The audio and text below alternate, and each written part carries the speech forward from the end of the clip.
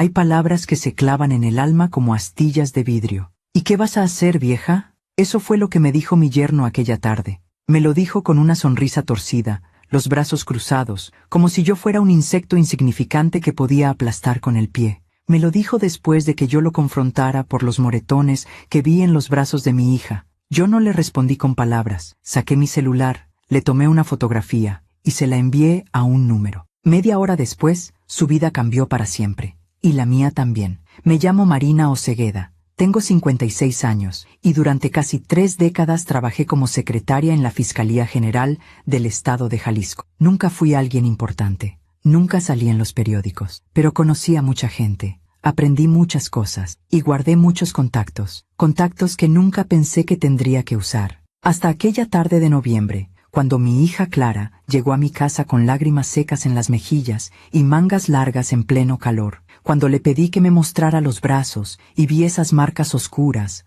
moradas, amarillentas, supe que el mundo se había partido en dos. Hay momentos en la vida de una madre en los que todo lo que fuiste, todo lo que creíste ser, desaparece. Y solo queda una verdad: proteger a tu hija, cueste lo que cueste. Esta es la historia de cómo lo hice. Y de cómo aprendí que la justicia, a veces, no viene de los tribunales, viene de una madre que ya no tiene nada que perder. Antes de contarles cómo todo se rompió, necesito que conozcan cómo era todo cuando aún estaba entero. Necesito que vean a mi hija Clara como yo la veía, con sus ojos color miel, su risa que llenaba toda la casa, y esa manía que tenía desde niña de ponerse a bailar descalza en la cocina mientras yo preparaba el desayuno. Clara nació un martes de abril, bajo una lluvia suave que olía a tierra mojada y bugambilias. Desde ese día, mi vida tuvo un centro, un norte, una razón para levantarme cada mañana, aunque tuviera que tomar 2 camiones para llegar a la fiscalía, aunque mis zapatos ya tuvieran agujeros en las suelas. Yo era secretaria, como les dije, pero no era una secretaria cualquiera. Durante 28 años vi pasar expedientes, fiscales, abogados, policías ministeriales. Vi casos que no puedo contar, nombres que no puedo pronunciar. Aprendí que en este país, a veces, la justicia no llega por la puerta principal, llega por la ventana, o por una llamada a medianoche, o por alguien que conoce a alguien que conoce a alguien. Pero en aquel entonces, eso no me importaba. Yo solo quería llegar a casa, quitarme los zapatos y ver a Clara hacer la tarea en la mesa del comedor. Ella era buena estudiante, responsable, soñaba con estudiar diseño gráfico. Quería hacer portadas de libros, decía. Quería que sus ilustraciones contaran historias antes de que alguien abriera la primera página. Y lo logró. Se graduó con honores, consiguió trabajo en una agencia pequeña pero digna. Ganaba lo suficiente para ayudarme con los gastos. Los domingos íbamos juntas al mercado de San Juan de Dios. Comprábamos nopales, jitomates, chiles güeros. Yo le enseñé a hacer caldo de res como lo hacía mi abuela, con hueso tuétano, garbanzos y ese toque de cilantro fresco al final. Ella decía que nadie cocinaba como yo. Esos eran mis días felices. Esos eran los días en los que todavía creía que el amor era suficiente para proteger a alguien. Él llegó un sábado de marzo. Se llamaba Rodrigo Salazar, ingeniero civil, 32 años, pelo engominado, sonrisa perfecta, camisa planchada. Clara me lo presentó en un café cerca de la Minerva. Dijo que llevaban saliendo 4 meses, que era diferente, que la trataba bien. Yo lo observé con cuidado, como todas las madres, ¿verdad? Buscas señales, buscas grietas, buscas algo que te diga, este hombre no es para tu hija. Pero no vi nada. Rodrigo era educado. Pagó la cuenta sin presumir, le abrió la puerta a Clara, habló de su familia con respeto, dijo que su padre era maestro jubilado y su madre, ama de casa, que él era el mayor de 3 hermanos, que trabajaba en una constructora importante, supervisando obras en la zona metropolitana. Todo sonaba bien, todo sonaba seguro. Clara estaba radiante. La vi reír de una forma que no había visto en años. La vi mirarlo con esos ojos brillantes, llenos de ilusión, y pensé, tal vez es él, tal vez esta es la persona con la que mi hija construirá su vida. ¿Cómo iba a saber que estaba viendo el principio de una pesadilla? Se casaron 1 año después. Boda sencilla, en el jardín de un salón pequeño en Tlaquepaque. Clara llevaba un vestido de encaje blanco, con mangas largas y escote discreto. Yo le presté los aretes de perlas que fueron de mi madre. Ella lloró al ponérselos. «Mamá,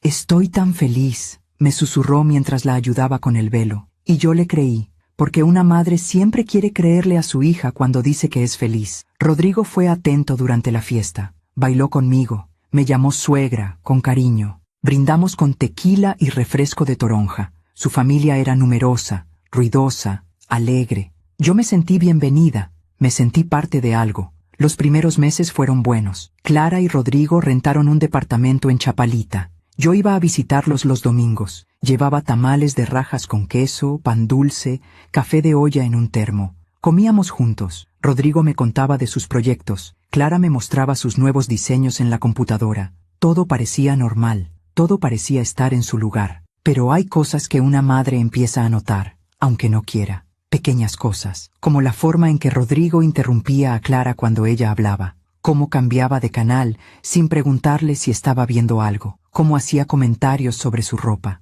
¿Vas a salir así? Ese vestido te queda muy ajustado. ¿No te parece que deberías cubrirte más? Al principio, pensé que era protección, celos sanos, esas cosas que pasan en las parejas jóvenes. Pero luego Clara empezó a cambiar. Dejó de usar vestidos. Empezó a ponerse blusas de manga larga, incluso en pleno calor de mayo. Dejó de pintarse los labios. Dejó de reír tan seguido. Cuando yo le preguntaba si todo estaba bien, ella desviaba la mirada y decía, «Sí, mamá, todo está perfecto. Es solo que el trabajo está pesado». Pero yo la conocía. Yo conocía cada gesto de mi hija, cada silencio, cada mentira piadosa, y sabía que algo estaba mal. Un domingo, llegó a mi casa con lentes oscuros, en noviembre, cuando el cielo estaba nublado. «Se me metió una basurita en el ojo», dijo, sin mirarme. Yo no dije nada, pero sentí un nudo en el estómago. Preparé café, saqué las conchas que había comprado en la panadería de la esquina. Nos sentamos en la mesa de la cocina. Esa mesa de madera vieja, rayada, llena de recuerdos. La misma mesa donde Clara hizo su tarea de primaria, donde lloramos juntas cuando murió su abuela, donde celebramos su graduación con pastel de 3 leches. «Clara», le dije tomando su mano, «mírame». Ella apretó los labios, se quitó los lentes, y vi el moretón, un moretón amarillento alrededor del ojo izquierdo, casi sanado, pero todavía visible. «Me caí», dijo rápidamente, «en el baño. Resbalé con el tapete». Yo no le creí, pero tampoco insistí, porque a veces, cuando una madre presiona demasiado, la hija se aleja, y yo no podía perderla. No todavía. A veces confiamos demasiado en quien no debemos, ¿verdad? Tú también has sentido esa angustia de ver a alguien que amas cambiar frente a tus ojos y no saber cómo ayudar. Cuéntame tu historia en los comentarios. Quiero leerte. Quiero saber que no estoy sola en esto, porque lo que vino después fue peor de lo que jamás imaginé, y yo tendría que tomar una decisión que cambiaría todo. Las fracturas nunca llegan de golpe, llegan despacio, como una grieta en una pared que nadie nota hasta que un día, sin aviso, toda la casa se viene abajo. Así fue con Clara, así fue con mi hija. Después de aquel domingo del moretón en el ojo, pasaron 3 semanas sin que la viera. 3 semanas largas, pesadas, llenas de noches sin dormir. Yo le llamaba por teléfono. Ella contestaba con prisa. «Estoy ocupada, mamá. Te llamo luego». Pero nunca me llamaba. Le mandaba mensajes. «¿Cómo estás, mi amor? ¿Quieres que te lleve pozole?» Ella respondía con una carita feliz. Un «Gracias, ma, otro día». Pero yo sabía que algo andaba mal. Lo sabía en los huesos, en esa parte del cuerpo que las madres tenemos conectada directamente al corazón de nuestros hijos, ese lugar donde no caben mentiras. Fue un martes de diciembre cuando volví a verla. Yo había salido temprano de la fiscalía. Tenía cita con el dentista a las 4 de la tarde, pero la cancelé. Algo me decía que tenía que ir a buscarla. Algo en mi pecho me jalaba hacia Chapalita, hacia ese departamento donde mi hija vivía con un hombre que cada vez me parecía más extraño. Toqué el timbre, 1 vez, 2 veces, nadie abrió. Toqué de nuevo, insistí. Finalmente, escuché pasos, la puerta se abrió apenas una rendija, y ahí estaba Clara, con el cabello recogido en una cola despeinada, una sudadera gris 3 tallas más grande, y los ojos hinchados. «Mamá», dijo, sin abrir del todo. «No es buen momento». «¿Puedo pasar?», le pregunté, tratando de sonar casual. «Es que Rodrigo está por llegar y...» «Solo 10 minutos, mi amor. Por favor». Ella dudó, miró hacia atrás, como si alguien pudiera estar escuchando. Finalmente, abrió la puerta. Entré, y lo que vi me partió el alma. El departamento estaba oscuro, las cortinas cerradas, aunque afuera todavía había luz del día. La sala, que antes estaba decorada con los cuadros que Clara había diseñado, ahora estaba vacía. Las paredes blancas desnudas, el sofá desordenado, con una cobija arrugada, la mesa del comedor llena de platos sucios. «Clara, ¿qué pasó aquí?», le pregunté mirando alrededor. «Nada, mamá. Es solo que no he tenido tiempo de limpiar». «¿Y tus cuadros? ¿Dónde están tus diseños?». Ella se cruzó de brazos. Rodrigo dijo que se veían muy recargados, que es mejor tener las paredes limpias, más minimalista. Minimalista. Esa palabra me sonó hueca, falsa. Me acerqué a ella. La luz que entraba por una rendija de la cortina le iluminó el rostro, y entonces lo vi, un rasguño en el cuello, reciente, rojo. «Clara», dije con la voz temblando, «¿qué es eso?». Ella se llevó la mano al cuello, cubriéndolo inmediatamente. «Me rasguñé con una rama. Ayer fui al parque y...». «No me mientas. Mamá, por favor». «Clara Osegueda, soy tu madre. No me mientas». Sus ojos se llenaron de lágrimas, pero no dijo nada. Solo negó con la cabeza, mordiéndose el labio inferior como hacía cuando era niña y trataba de no llorar. Yo la tomé de los brazos, con cuidado, con todo el amor que tenía. «Muéstramelos», le dije. «¿Qué? Tus brazos, muéstramelos». «Mamá, no, por favor». Ella cerró los ojos, respiró hondo, y lentamente, muy lentamente, se subió las mangas de la sudadera, y ahí estaban, moretones, varios, en diferentes tonos, unos morados, recientes, otros amarillentos, ya sanando, marcas de dedos, de apretones, de alguien que la había sostenido con fuerza, con violencia. Sentí que el suelo se abría bajo mis pies. «Clara, mi niña,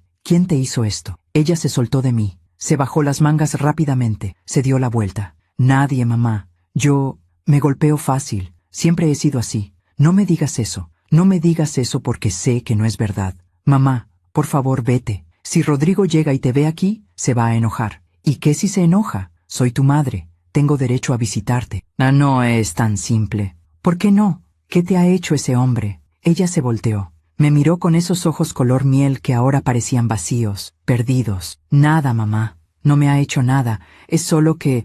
es complicado. Estamos pasando por una etapa difícil. Todos los matrimonios pasan por esto». «Los matrimonios no pasan por esto», dije, señalando sus brazos. «Esto no es normal, Clara. Esto es...». «Ya basta», gritó ella, con una fuerza que me asustó. «Basta, mamá. No sabes nada. No sabes lo que es estar casada. No sabes lo que es tratar de mantener una familia». Sus palabras me dolieron más que cualquier golpe, porque era cierto. Yo nunca me casé. El padre de Clara nos abandonó cuando ella tenía 2 años. Yo la crié sola, con mi sueldo de secretaria, con mis manos cansadas, con mis rodillas que dolían de tanto limpiar pisos ajenos los fines de semana para pagar su escuela. Pero nunca, nunca, nadie me había puesto una mano encima. Y yo había jurado que mi hija tampoco lo permitiría. «Clara», le dije con la voz quebrada, «tú no mereces esto. Nadie merece esto». Ella se dejó caer en el sofá, escondió la cara entre las manos y empezó a llorar. Un llanto silencioso, contenido, como si llevara meses guardándolo. Me senté a su lado, la abracé, sentí su cuerpo temblar contra el mío. «No es tan malo como piensas, mamá», dijo entre sollozos. «Rodrigo, él tiene mucho estrés en el trabajo. La constructora está pasando por problemas. Le quitaron un proyecto importante. Está frustrado, pero me quiere. Sé que me quiere. El amor no duele, mi niña, pero tampoco es perfecto. Tú misma me dijiste que las relaciones requieren sacrificio. Sacrificio no significa dejarte lastimar». Ella levantó la cabeza, me miró con esos ojos hinchados, rojos. «¿Y qué quieres que haga, mamá? ¿Que lo deje? ¿Que regrese contigo como una fracasada? ¿Que le dé la razón a toda la gente que dijo que me casé muy rápido, muy joven? Prefiero tenerte viva y fracasada que muerta y orgullosa». Esas palabras salieron de mi boca sin pensar, pero en cuanto las dije, supe que eran ciertas, porque algo en mi interior ya lo sabía. Algo en mí ya estaba preparándose para lo peor. En ese momento, escuchamos la puerta abrirse. Clara se puso de pie de un salto, se limpió las lágrimas con las mangas, se acomodó el cabello. «Es él», susurró. «Mamá, por favor, no digas nada, no le menciones, no le digas que viste. Clara, por favor». Rodrigo entró a la sala, traía su maletín negro, su camisa blanca un poco arrugada, su cara de cansancio que inmediatamente cambió a sorpresa al verme. «Marina», dijo con una sonrisa forzada. «¡Qué sorpresa! No sabía que vendrías». «Vine a ver a mi hija», respondí, tratando de mantener la calma. «Claro, claro. Siempre eres bienvenida. Miró a Clara. ¿Por qué no me avisaste que tu mamá vendría? Fue de improviso, dijo Clara rápidamente. Ya se iba. No, dijo Rodrigo, dejando el maletín en el suelo. Quédate a cenar. Clara puede preparar algo. ¿Verdad, amor? No era una pregunta, era una orden. Clara asintió. Sí, claro, voy a preparar algo. Se fue a la cocina. Yo me quedé ahí, de pie, mirando a Rodrigo. Él me devolvió la mirada, y en sus ojos vi algo que me heló la sangre. Control, frialdad, advertencia. Siéntate, Marina, dijo, señalando el sofá. Voy a cambiarme. En un momento regreso. Desapareció por el pasillo. Yo me quedé ahí, en medio de esa sala oscura, con el corazón latiéndome en los oídos, y supe, en ese momento, que mi hija estaba en peligro. Un peligro real, un peligro que no iba a desaparecer solo. La cena fue incómoda. Clara preparó quesadillas con queso Oaxaca y rajas. Yo apenas probé bocado. Rodrigo habló de su trabajo, de la economía, del tráfico en la ciudad. Habló y habló, pero sus ojos siempre volvían a Clara, vigilándola, controlando cada gesto, cada palabra. Cuando terminamos, me despedí. Abracé a Clara en la puerta. Te quiero, le susurré al oído. Pase lo que pase, te quiero. Ella apretó mi mano. No dijo nada, pero sentí su despedida. Era como si me estuviera diciendo adiós. Esa noche no dormí. Me quedé sentada en mi cama, con el celular en la mano, mirando la pantalla, pensando en llamar a alguien. ¿Pero a quién? ¿A la policía? ¿Y decirles qué? ¿Que mi hija tiene moretones pero dice que se cayó? ¿Que su esposo la mira de forma extraña? En este país eso no es suficiente. En este país las mujeres tienen que estar muertas para que alguien haga algo. Y yo no iba a esperar a que mi hija se convirtiera en una estadística. Mientras te cuento todo esto, pienso en dónde estarás escuchándome. Tal vez en tu casa, en la cocina, mientras lavas los trastes. Tal vez en el camión, de regreso del trabajo. Tal vez en tu recámara, en la madrugada, cuando no puedes dormir. Escribe el nombre de tu ciudad en los comentarios. Quiero saber que no estoy sola. Quiero saber que hay alguien ahí, del otro lado, que entiende lo que se siente cargar con este peso. Porque lo que vino después, lo que hice después, todavía me pregunto si fue lo correcto. Pero ya no había vuelta atrás. Hay una mentira que nos contamos las madres cuando vemos a nuestros hijos sufrir. Si no hago ruido, si no presiono, si me quedo callada, todo mejorará. Pero no mejora, nunca mejora. Y el silencio solo alimenta al monstruo. Después de aquella cena incómoda en el departamento de Clara, decidí que tenía que ser más cuidadosa, más estratégica. Rodrigo ya sospechaba que yo sabía algo, y si lo presionaba demasiado, si hacía demasiado escándalo, podría perder por completo el acceso a mi hija. Así que tragué mi rabia, guardé mi miedo, y empecé a actuar como si todo estuviera bien. Como si no hubiera visto esos moretones, como si no hubiera notado el terror en los ojos de Clara cuando él entró por la puerta, como si fuera una suegra normal, con una hija normal, en un matrimonio normal, pero por dentro me estaba muriendo. Pasaron las semanas, diciembre llegó con su aire frío y sus luces navideñas, Guadalajara se llenó de color, de música, de gente comprando regalos en el centro. Yo seguía con mi rutina en la fiscalía, llegar a las 8 de la mañana, organizar expedientes, atender llamadas, preparar café para los fiscales, pero mi mente estaba en otro lugar. Estaba con Clara. Le mandaba mensajes todos los días. Buenos días, mi amor. ¿Cómo amaneciste? Ella respondía con monosílabos. Bien, todo tranquilo, ocupada. Le preguntaba si podía visitarla. Ella siempre tenía una excusa. Hoy no, mamá. Tengo trabajo pendiente. Rodrigo y yo vamos a salir. Estoy cansada, otro día. Pero yo insistía, con delicadeza, sin presionar demasiado, porque sabía que si la perdía, si se cerraba por completo, ya no podría ayudarla. Un sábado a mediados de diciembre, logré convencerla de que me acompañara al mercado, sola, sin Rodrigo. Quedamos de vernos a las 10 de la mañana en el mercado de San Juan de Dios. Yo llegué temprano, con mi bolsa de mandado, con mi lista mental de lo que tenía que comprar. Jitomates, cebollas, cilantro, chiles serranos para la salsa. Clara llegó 15 minutos tarde. Traía lentes oscuros de nuevo, aunque el día estaba nublado. Una blusa de manga larga color beige, pantalones negros, tenis blancos, el cabello recogido en una trenza apretada. Parecía más delgada, parecía más pequeña. «Hola, mamá», dijo, con una sonrisa forzada. La abracé. Sentí sus huesos, sentí lo frágil que estaba. «¿Desayunaste?», le pregunté. «Sí, tomé café». Eso no es desayunar. Vamos a comprar unas gorditas de chicharrón antes de hacer el mandado. No tengo hambre. Clara, de verdad, mamá, estoy bien. No estaba bien. Cualquiera podía verlo. Pero yo no insistí. No quería que se fuera. No quería perder esas 2 horas que tendría con ella. Caminamos entre los puestos del mercado. El olor a especias, a frutas frescas, a carne asada, llenaba el aire. Yo compraba despacio, buscando excusas para alargar el tiempo. Regatear un peso con la señora de los nopales, preguntar por la familia del señor que vende quesos, detenerme en cada puesto, aunque no necesitara nada. Clara caminaba a mi lado, callada, con las manos metidas en los bolsillos. ¿Cómo va el trabajo?, le pregunté, mientras escogía unos aguacates. Bien, igual que siempre. ¿Sigues diseñando portadas de libros? Ya no tanto. Ahora hago más diseño corporativo. Logos, folletos, esas cosas. ¿Y te gusta? Ella se encogió de hombros. Paga bien. Pagaba bien. Como si eso fuera lo único que importara. Como si el sueño de hacer ilustraciones que contaran historias se hubiera evaporado. Seguimos caminando. Pasamos frente a un puesto de flores. Rosas rojas, gladiolas blancas,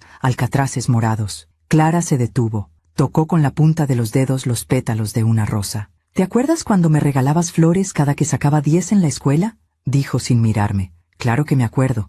Lirios amarillos. Eran tus favoritos. Sí, sonrió apenas. Decías que el amarillo era el color de la alegría. Y lo es. Ella soltó la rosa. Se quitó los lentes. Y vi sus ojos, hinchados, cansados, con ojeras profundas. Ya no me siento alegre, mamá, susurró. Esas palabras me atravesaron como un cuchillo. Buscamos una banca cerca del puesto de jugos. Nos sentamos. Yo compré 2 vasos de jugo de naranja recién exprimido. Clara tomó el suyo con las 2 manos, como si necesitara el calor del vaso para sostenerse. Clara, le dije con suavidad, háblame, por favor. Ella miró al suelo. No hay nada de qué hablar. Sí lo hay. Estás triste, estás delgada, casi nunca me llamas, y cuando lo haces, parece que estás asustada. No estoy asustada. Entonces, ¿qué te pasa? Ella respiró hondo, cerró los ojos. Rodrigo y yo estamos pasando por un momento difícil, dijo finalmente. Él está bajo mucha presión.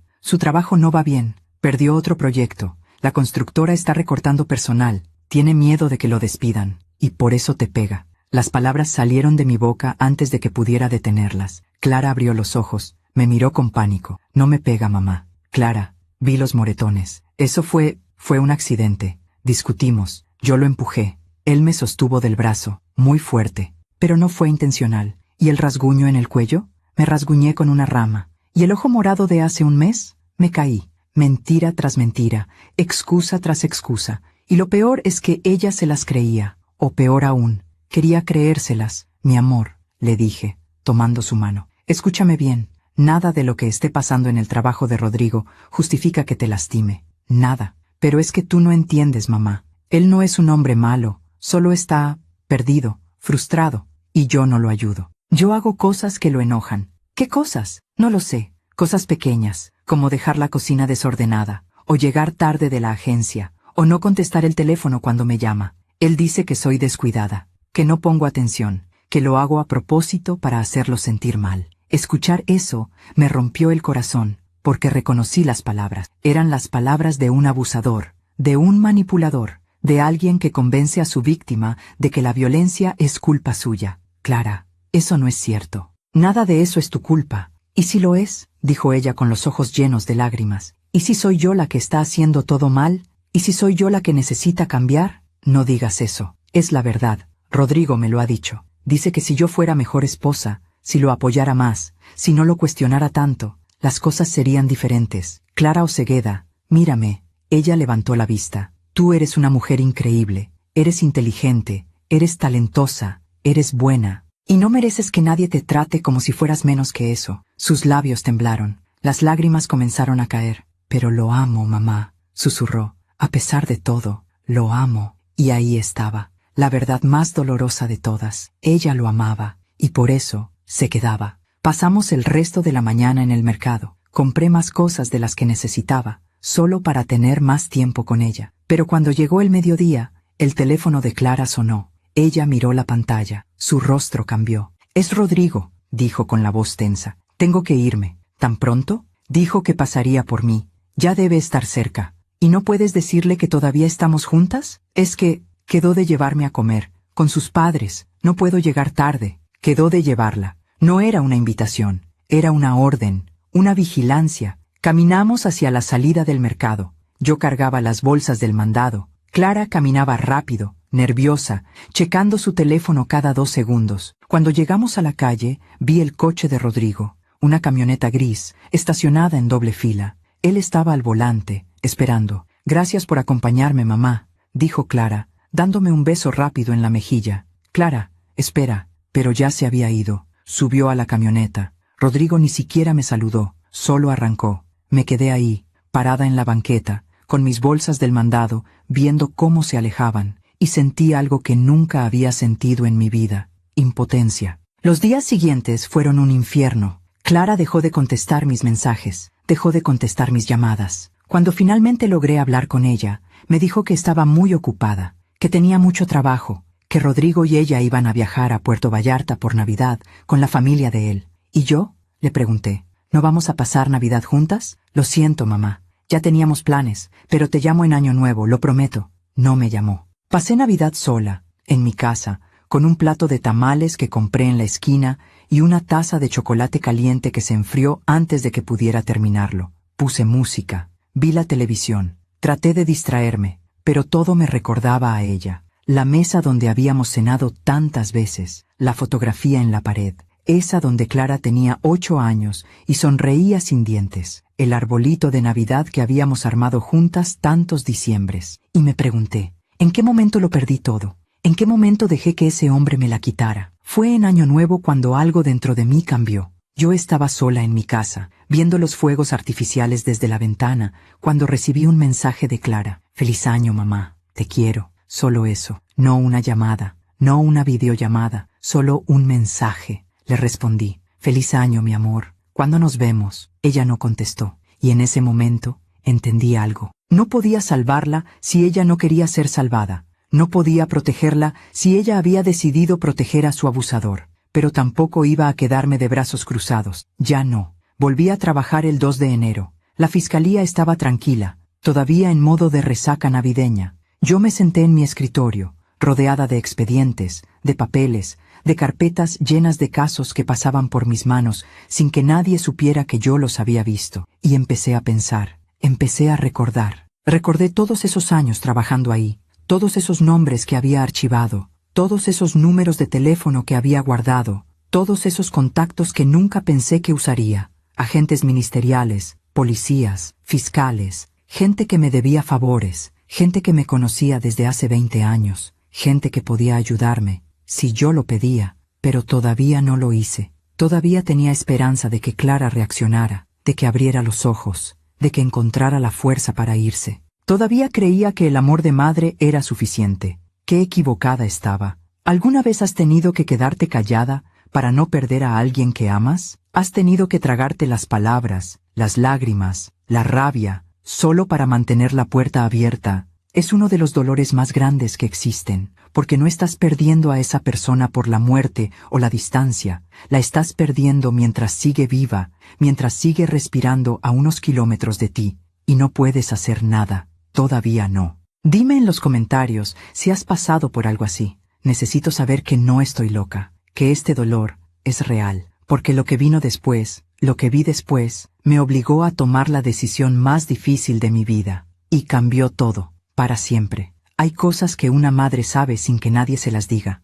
cosas que se sienten en el aire, en el silencio, en las palabras que no se pronuncian. Y yo sabía que algo terrible estaba por pasar, lo sabía en los huesos. Enero pasó lento, pesado, como una piedra en el pecho. Clara seguía sin llamarme. Yo seguía mandándole mensajes. Buenos días, mi amor. ¿Cómo estás? Te extraño. Ella contestaba con emojis, un corazón, una carita sonriente, pero nunca con palabras, y eso me decía todo, porque mi hija siempre fue de palabras. Desde niña era de las que escribía cartas largas, de las que dejaba notitas en el refrigerador. Mamá, te quiero, gracias por todo. Ahora solo enviaba símbolos vacíos, como si las palabras se le hubieran acabado, como si ya no tuviera fuerzas para escribir lo que sentía. Fue un lunes de febrero cuando recibí la primera señal. Yo estaba en la fiscalía, organizando expedientes de casos cerrados, cuando mi celular sonó. Un número desconocido. Normalmente no contesto llamadas de números que no conozco, pero algo me hizo deslizar el dedo y aceptar.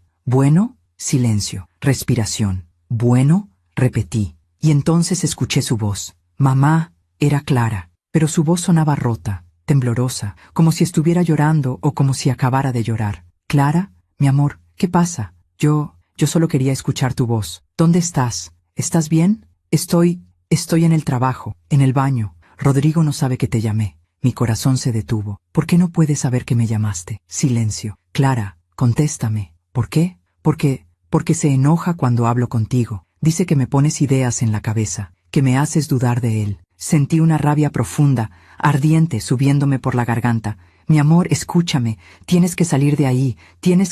No puedo, mamá. No puedo. Él me revisa el teléfono. Borra tus mensajes. Borra tus llamadas. Tengo que irme. Alguien acaba de entrar al baño. Te quiero. Clara, espera. La llamada se cortó. Me quedé ahí, sentada en mi escritorio, con el teléfono en la mano, temblando. Él le revisaba el teléfono, borraba mis mensajes, controlaba sus llamadas. Eso ya no era un matrimonio difícil. Eso era una prisión. Esa noche no pude dormir. Me quedé mirando el techo de mi recámara, pensando en qué hacer. ¿Ir a buscarla? ¿Presentarme en su trabajo? ¿Ir a su departamento y exigir verla? Pero sabía que si hacía eso, Rodrigo encontraría la forma de alejarla aún más, de mudarla, de cambiarla de trabajo, de borrarla de mi vida por completo. Tenía que ser más inteligente, tenía que encontrar pruebas, tenía que documentar todo, porque en este país una madre diciendo «mi hija está en peligro» no es suficiente. En este país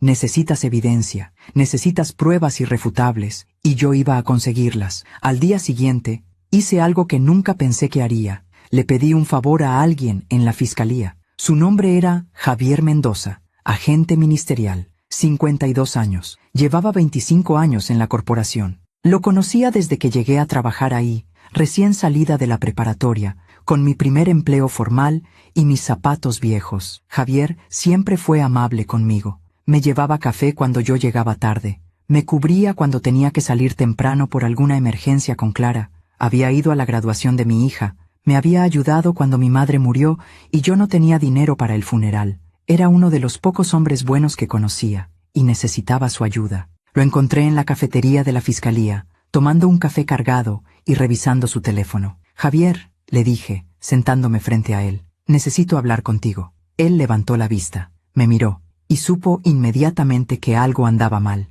¿Qué pasó, Marina? No sabía por dónde empezar, así que empecé por el principio. Le conté todo, los moretones, el aislamiento, la llamada de Clara desde el baño, el control que Rodrigo tenía sobre ella. Javier me escuchó en silencio, con el ceño fruncido, con esa cara de agente que ha visto demasiadas cosas horribles en su vida. Cuando terminé, él suspiró. Marina, entiendo tu preocupación, pero sin una denuncia formal, sin que Clara venga y diga que está siendo agredida, no podemos hacer nada. Lo sé, pero necesito saber más sobre él, sobre Rodrigo Salazar, su historial, si tiene antecedentes, si alguien más ha presentado alguna denuncia contra él. ¿Quieres que investigue a tu yerno? Sí, Javier dudó. Marina, eso es delicado. Si él se entera... No se va a enterar, por favor, Javier. Es mi hija. Él me miró a los ojos, vio mi desesperación, mi miedo, mi determinación. Dame su nombre completo y su fecha de nacimiento, dijo finalmente. Se los di. Él anotó todo en su celular. No te prometo nada, pero voy a ver qué encuentro. Gracias, Javier. Él puso su mano sobre la mía. Ten cuidado, Marina. Si este tipo es lo que tú crees que es, no va a dejar que te metas en su camino sin consecuencias. Sus palabras me helaron la sangre, pero ya no había vuelta atrás. Pasaron 3 días eternos, en los que yo seguía mi rutina como si nada. Llegaba a la fiscalía, organizaba papeles, contestaba llamadas, sonreía cuando alguien me preguntaba cómo estaba, pero por dentro estaba desmoronándome. Finalmente, el jueves por la tarde, Javier me buscó. Me hizo una seña con la cabeza. Salimos de la oficina, caminamos hasta el estacionamiento. Él encendió un cigarro, algo que solo hacía cuando estaba nervioso. ¿Qué encontraste?, le pregunté. Él dio una fumada larga, exhaló el humo despacio. Rodrigo Salazar no tiene antecedentes penales, nunca ha sido arrestado, nunca ha tenido una orden de restricción en su contra. Sentí que el suelo se abría bajo mis pies. Pero, continuó Javier, hice algunas llamadas. Hablé con un conocido que trabaja en otra fiscalía, en Zapopan, y encontré algo. ¿Qué?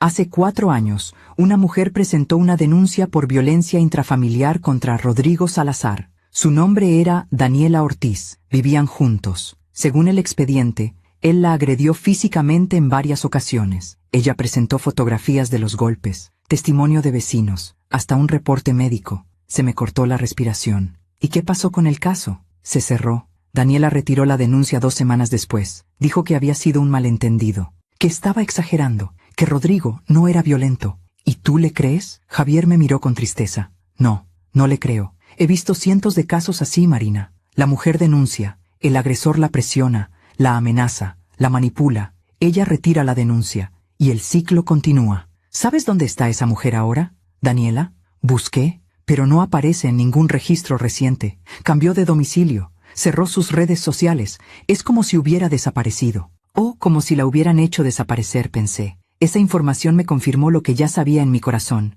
Rodrigo no era un hombre con problemas de temperamento. No era un esposo frustrado por el trabajo. Era un abusador con experiencia, con patrón, con historial. Y mi hija era su nueva víctima. 2 semanas después recibí la segunda señal. Era un sábado. Yo estaba en el supermercado comprando despensa cuando sentí que alguien me observaba. Volteé. Y ahí, al final del pasillo, estaba Clara. Pero no estaba sola. Rodrigo estaba con ella, empujando el carrito, seleccionando productos, revisando precios. Clara caminaba a su lado, callada, con la cabeza baja, con las manos metidas en los bolsillos de una chamarra enorme que parecía tragársela. Me escondí detrás de un anaquel. No quería que me vieran, no quería causar una escena, pero los observé. Vi cómo Rodrigo le hablaba, cómo ella asentía, cómo él tomaba decisiones sobre qué comprar y qué no, cómo ella no opinaba, no elegía, no existía. Era un fantasma al lado de su marido. Cuando pasaron cerca de mí,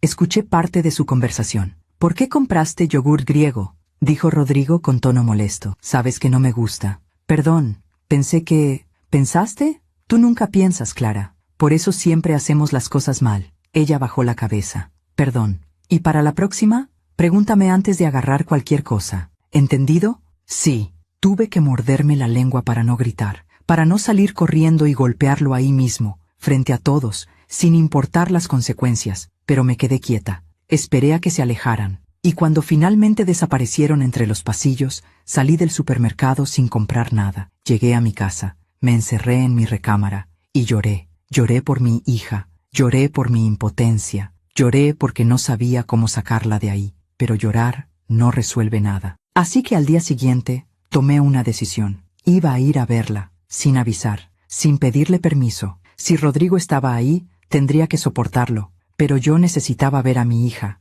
necesitaba mirarla a los ojos, necesitaba decirle que no estaba sola, que yo seguía ahí, que siempre iba a estar ahí. Llegué a su departamento un domingo por la tarde, toqué el timbre, 1 vez, 2 veces, nadie abrió, toqué de nuevo, insistí, finalmente la puerta se abrió, y lo que vi me destrozó. Clara estaba ahí, con el rostro hinchado, los ojos rojos, el labio partido, sangrando, reciente. Mamá, susurró, con la voz quebrada. No dije nada, solo la abracé. Ella se derrumbó en mis brazos, lloró como no la había visto llorar desde que era niña. Un llanto profundo, desgarrador, desesperado. Ya no puedo más, mamá, sollozó. Ya no puedo. Lo sé, mi amor, lo sé. La llevé adentro, la senté en el sofá, busqué hielo en el refrigerador, se lo puse en el labio. ¿Dónde está él?, le pregunté. Salió. Dijo que iba a comprar cigarros, pero va a regresar pronto. Clara, tienes que irte.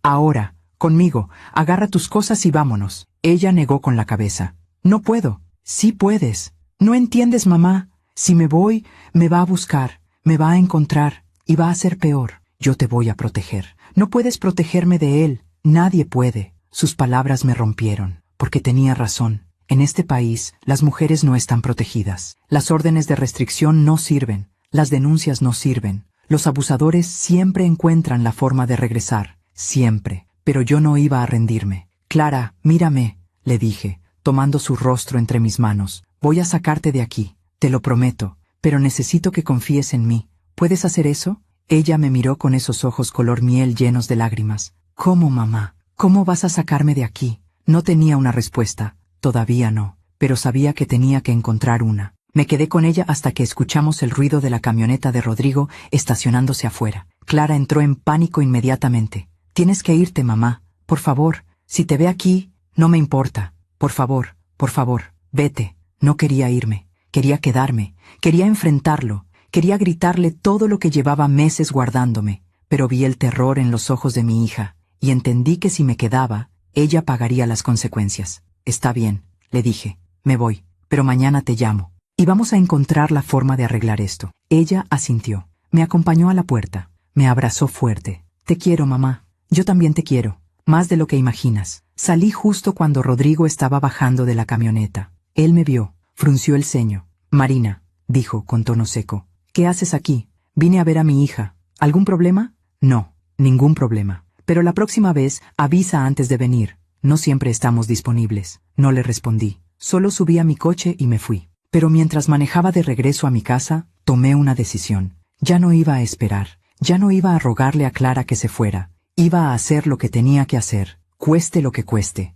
¿Alguna vez has descubierto algo terrible sobre alguien que amas y no has sabido qué hacer con esa información? ¿Has sentido esa impotencia de tener las piezas del rompecabezas, pero no poder armar la imagen completa hasta que es demasiado tarde? Es uno de los dolores más crueles, porque ves el peligro. Lo hueles en el aire, pero nadie más lo ve, y te dicen que estás exagerando, que estás siendo dramática, hasta que pasa lo inevitable. Cuéntame si has vivido algo así. Necesito saber que entiendes este miedo, porque lo que pasó después, lo que vi después, fue la gota que derramó el vaso, y me obligó a usar todos mis recursos, todos mis contactos, todo lo que había aprendido en 28 años trabajando en la fiscalía, aunque eso significara cruzar líneas que nunca pensé cruzar. Hay momentos en la vida que te cambian para siempre, momentos en los que todo lo que creías saber sobre ti misma, sobre el mundo, sobre la justicia, se desmorona, y tienes que decidir quién eres realmente, si eres de las que se quedan calladas, o de las que actúan. Era un miércoles de marzo cuando mi mundo se terminó de romper. Yo había salido temprano de la fiscalía. Tenía cita con el dentista a las 3 de la tarde, pero la cancelé. No podía dejar de pensar en Clara. No podía dejar de ver su labio partido, su mirada vacía, su cuerpo encogiéndose cada vez que escuchaba un ruido. Decidí pasar por su departamento de nuevo, sin avisar, solo para ver si estaba bien. O eso me dije a mí misma. La verdad es que ya no podía respirar sin saber que ella estaba viva. Llegué a Chapalita cerca de las 4 de la tarde. El cielo estaba nublado, amenazando lluvia. Estacioné mi coche a media cuadra del edificio donde vivían. Subí las escaleras despacio, con el corazón latiéndome en los oídos. Toqué el timbre. Nadie contestó. Toqué de nuevo. Esperé. Nada. Estaba a punto de irme cuando escuché algo. Un ruido, como algo cayéndose, y luego un grito ahogado. Clara. No lo pensé. Golpeé la puerta con el puño. ¡Clara! ¡Abre! ¡Soy yo! Silencio. ¡Clara! ¡Abre la puerta! Más ruido adentro. Pasos, algo arrastrándose. Y entonces la puerta se abrió. No completamente, solo una rendija. Y ahí estaba ella. Pero no era mi hija. Era un fantasma, un espectro, un cuerpo sin alma. Tenía el ojo izquierdo completamente cerrado, hinchado, morado, negro, azul. El labio vuelto a partir, más profundo que la última vez. Un rasguño en la mejilla. Y cuando abrió la puerta un poco más, vi sus brazos, llenos de moretones, moretones frescos, de diferentes tamaños, marcas de dedos, de manos, de golpes. Dios mío, susurré. Clara empezó a llorar, un llanto silencioso, sin sonido, solo lágrimas cayendo. Mamá, no quería que me vieras así. Empujé la puerta. Entré, la tomé entre mis brazos con cuidado, como si fuera de cristal, porque así se sentía, frágil, rota, a punto de desmoronarse por completo. ¿Qué te hizo?, le pregunté, con la voz temblando. ¿Qué te hizo ese maldito? Ella no respondió, solo se abrazó a mí, y lloró. La llevé al sofá, busqué el botiquín, saqué agua oxigenada, algodón, curitas, le limpié las heridas despacio, tratando de no lastimarla más. Pero cada vez que tocaba su piel,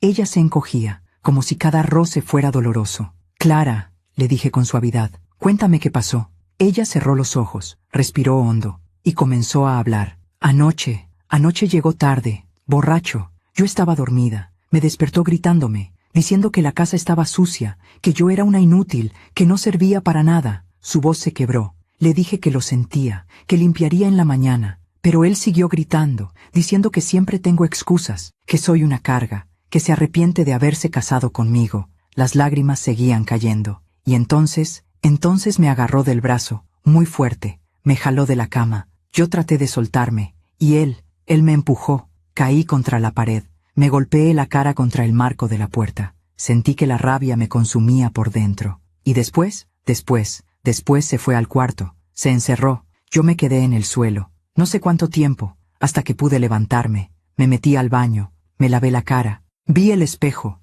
y se cubrió la cara con las manos. Ya no me reconozco, mamá, ya no sé quién soy. La abracé, la mecí como cuando era niña, como cuando tenía pesadillas y yo la acunaba hasta que se dormía. Esto se acabó, Clara. Hoy, ahora, te vienes conmigo. No puedo. Sí puedes. Vamos a agarrar tus cosas. No puedo, gritó ella apartándose. No entiendes. Él me va a encontrar. Siempre me encuentra. ¿De qué hablas? Ella se mordió el labio. Miró al suelo. Ya intenté irme antes, mamá. Hace 2 meses. Empaqué una maleta mientras él estaba en el trabajo. Iba a irme a tu casa, pero cuando llegué a la puerta, él estaba ahí, esperándome. Se le cortó la voz. Me dijo que me había puesto un rastreador en el celular, que siempre sabe dónde estoy, qué hago, con quién hablo, y que si intentaba irme de nuevo, me iba a encontrar. Y entonces sí, no iba a tener piedad. Sentí que el mundo se detenía. Un rastreador la estaba vigilando, controlando cada movimiento.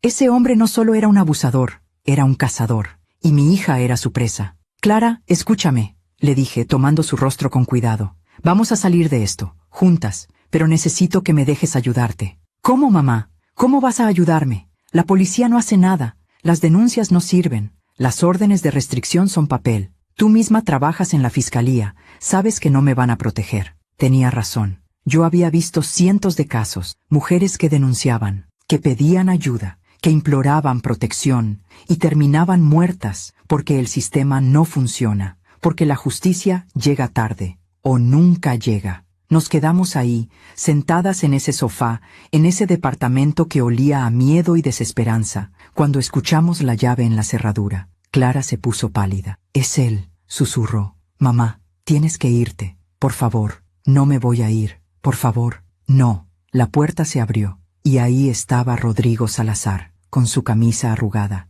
su corbata floja, su mirada fría como el hielo. Nos vio a las dos, a Clara, llorando, con las heridas recientes, a mí, de pie, protegiéndola, y sonrió, una sonrisa torcida, cruel, llena de desprecio. Marina, dijo, cerrando la puerta detrás de él. Qué sorpresa verte aquí, otra vez. Vine a llevarme a mi hija, dije con la voz firme. Él se rió, una risa seca, sin humor. ¿Llevarla? ¿A dónde? ¿A tu casita? ¿A tu vida miserable de secretaria? A donde sea, lejos de ti. Clara no va a ningún lado. Es mi esposa. Vive aquí, conmigo. Ella no es tu propiedad.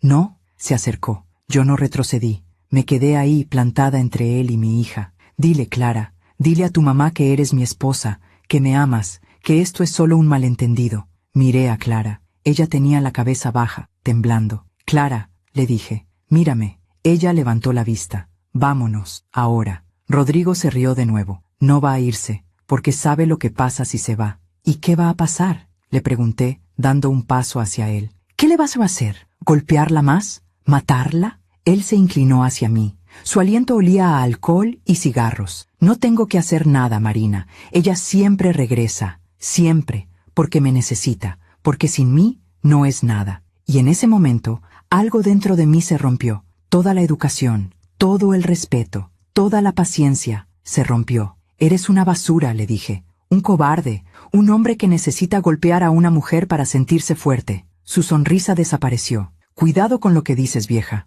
¿O qué? ¿Me vas a golpear a mí también? Mamá, no, suplicó Clara. Pero yo ya no podía detenerme. Te conozco, Rodrigo Salazar. Sé de tu historial. Sé de Daniela Ortiz. Sé que hiciste lo mismo con ella. Y probablemente con otras antes. Su rostro cambió. La máscara cayó. Y lo que quedó fue pura ira. ¿Andas investigándome? ¿Quién te crees que eres? Soy la madre de Clara. Y no voy a permitir que sigas lastimándola. Él dio un paso hacia mí, amenazante. Sal de mi casa. Ahora. No. Dije que te vayas. Hazme salir. Clara se puso de pie. Mamá, por favor, vámonos. Pero Rodrigo me miró fijamente. con odio, con desprecio, con esa superioridad enfermiza que tienen los hombres que creen que pueden hacer lo que quieran. Y entonces dijo las palabras que cambiarían todo. ¿Y qué vas a hacer, vieja? Lo dijo con una sonrisa, con burla, como si yo fuera un insecto que podía aplastar. ¿Qué vas a hacer?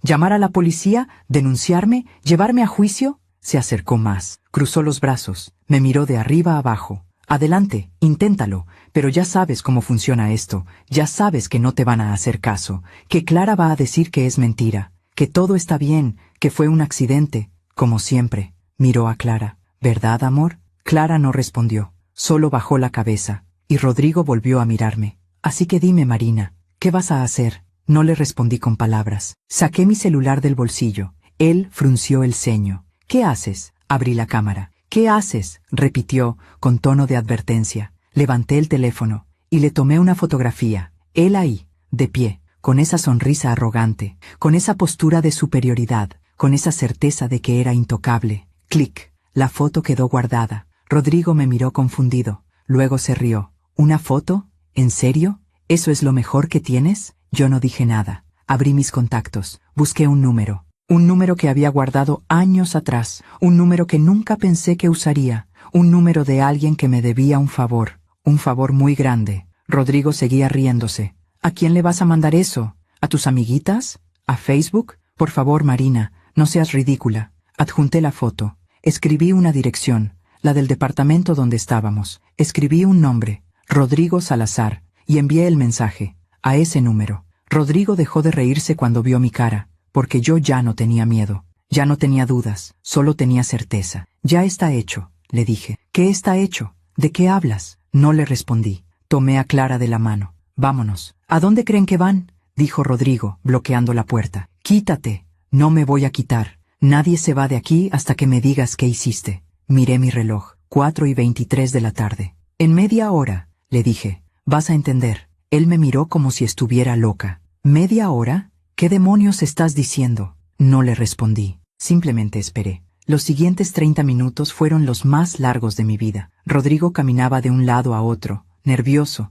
mirándome con desconfianza. Clara estaba sentada en el sofá, temblando, sin entender qué estaba pasando. Yo solo miraba mi celular, esperando. A las 4:42 escuché el ruido, pasos en el pasillo, muchos pasos. Rodrigo también los escuchó, se quedó inmóvil, y entonces tocaron la puerta. No fue un toque educado, fue un golpe fuerte, autoritario. «Policía ministerial, abran la puerta». El rostro de Rodrigo cambió, de arrogante a confundido, de confundido a asustado. «¿Qué hiciste?», me preguntó con la voz temblorosa. «Lo que tenía que hacer». Volvieron a golpear, más fuerte. «Abran la puerta o la tiramos». Rodrigo me miró, luego miró a Clara, luego miró la puerta. «No hice nada», dijo, con pánico en la voz. «No hice nada. Clara, diles que no hice nada». Pero Clara no dijo nada, solo me miró. Y en sus ojos vi algo que no había visto en meses: esperanza. Rodrigo abrió la puerta, y entraron 4 agentes ministeriales. Uno de ellos era Javier Mendoza. «Rodrigo Salazar», dijo Javier, con voz oficial. «Tiene una orden de presentación inmediata por sospecha de violencia familiar agravada y amenazas. Tiene que acompañarnos». «¿Qué? Esto es un error. No he hecho nada». «Puede explicarlo en la fiscalía. Vamos». «No, esto es culpa de ella», gritó Rodrigo señalándome. «Ella me puso esto. Es una trampa». Javier lo miró con frialdad.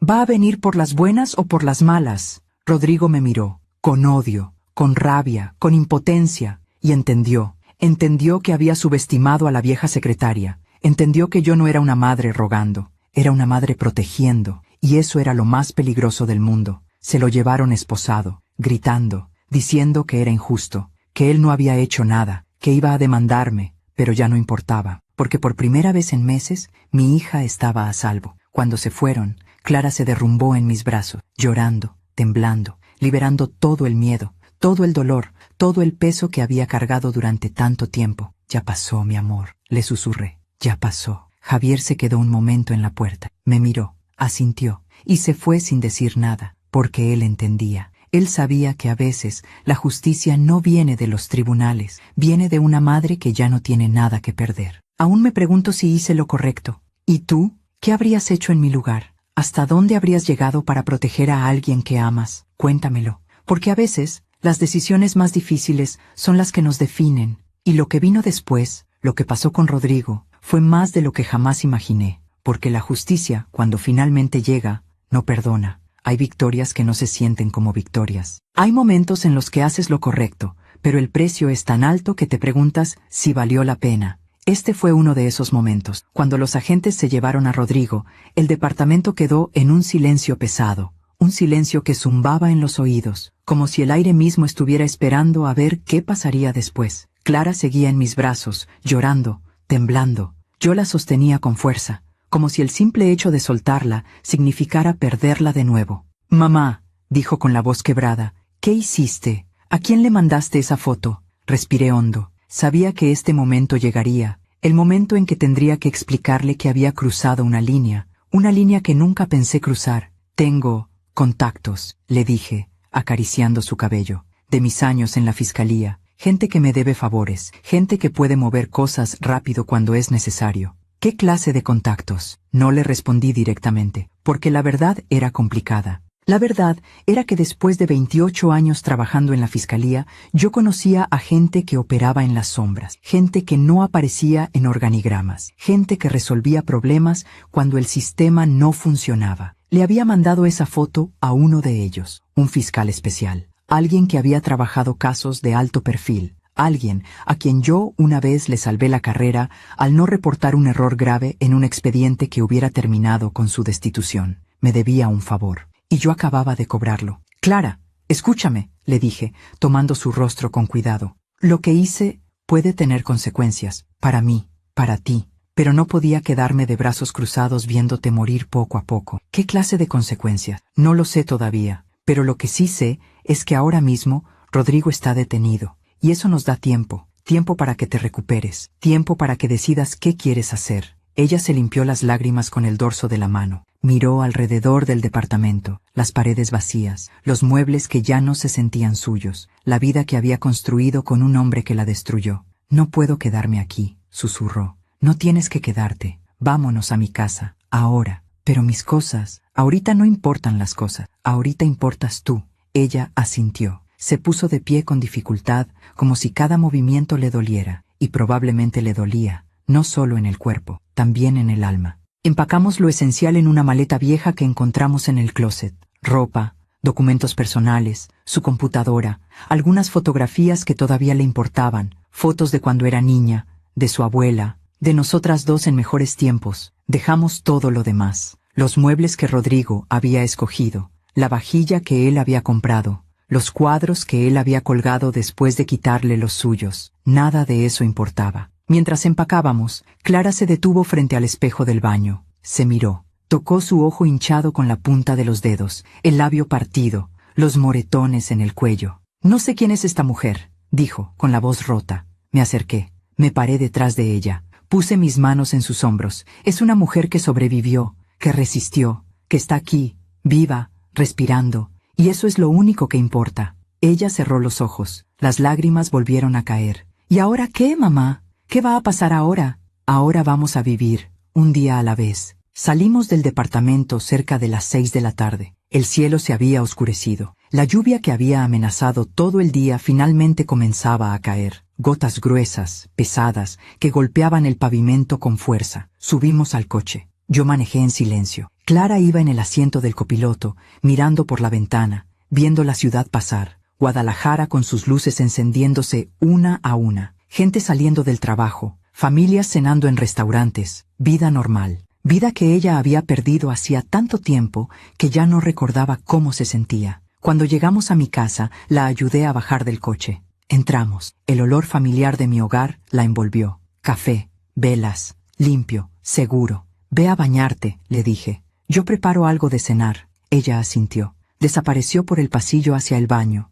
Escuché el agua correr, y me quedé ahí, de pie en la cocina, con las manos temblando. Había salvado a mi hija, pero ¿a qué costo? Esa noche, Clara se durmió en su antigua recámara, la recámara donde creció, donde soñó, donde fue feliz. Yo me quedé despierta, sentada en la mesa de la cocina, con una taza de té que se enfrió sin que le diera un sorbo. Mi celular estaba sobre la mesa, mirándome, acusándome. Lo agarré, abrí mis mensajes, tenía uno nuevo. del número al que había enviado la foto de Rodrigo. Ya está hecho, pero ten cuidado, esto no va a quedar así. Sentí un escalofrío recorrerme la espalda. A la mañana siguiente, las cosas empezaron a complicarse. Yo fui a trabajar como siempre. Clara se quedó en casa, durmiendo, recuperándose. Cuando llegué a la fiscalía, Javier me estaba esperando en la entrada. Necesitamos hablar, dijo con cara seria. Me llevó a una oficina vacía. Cerró la puerta. Marina, ¿sabes en qué te metiste?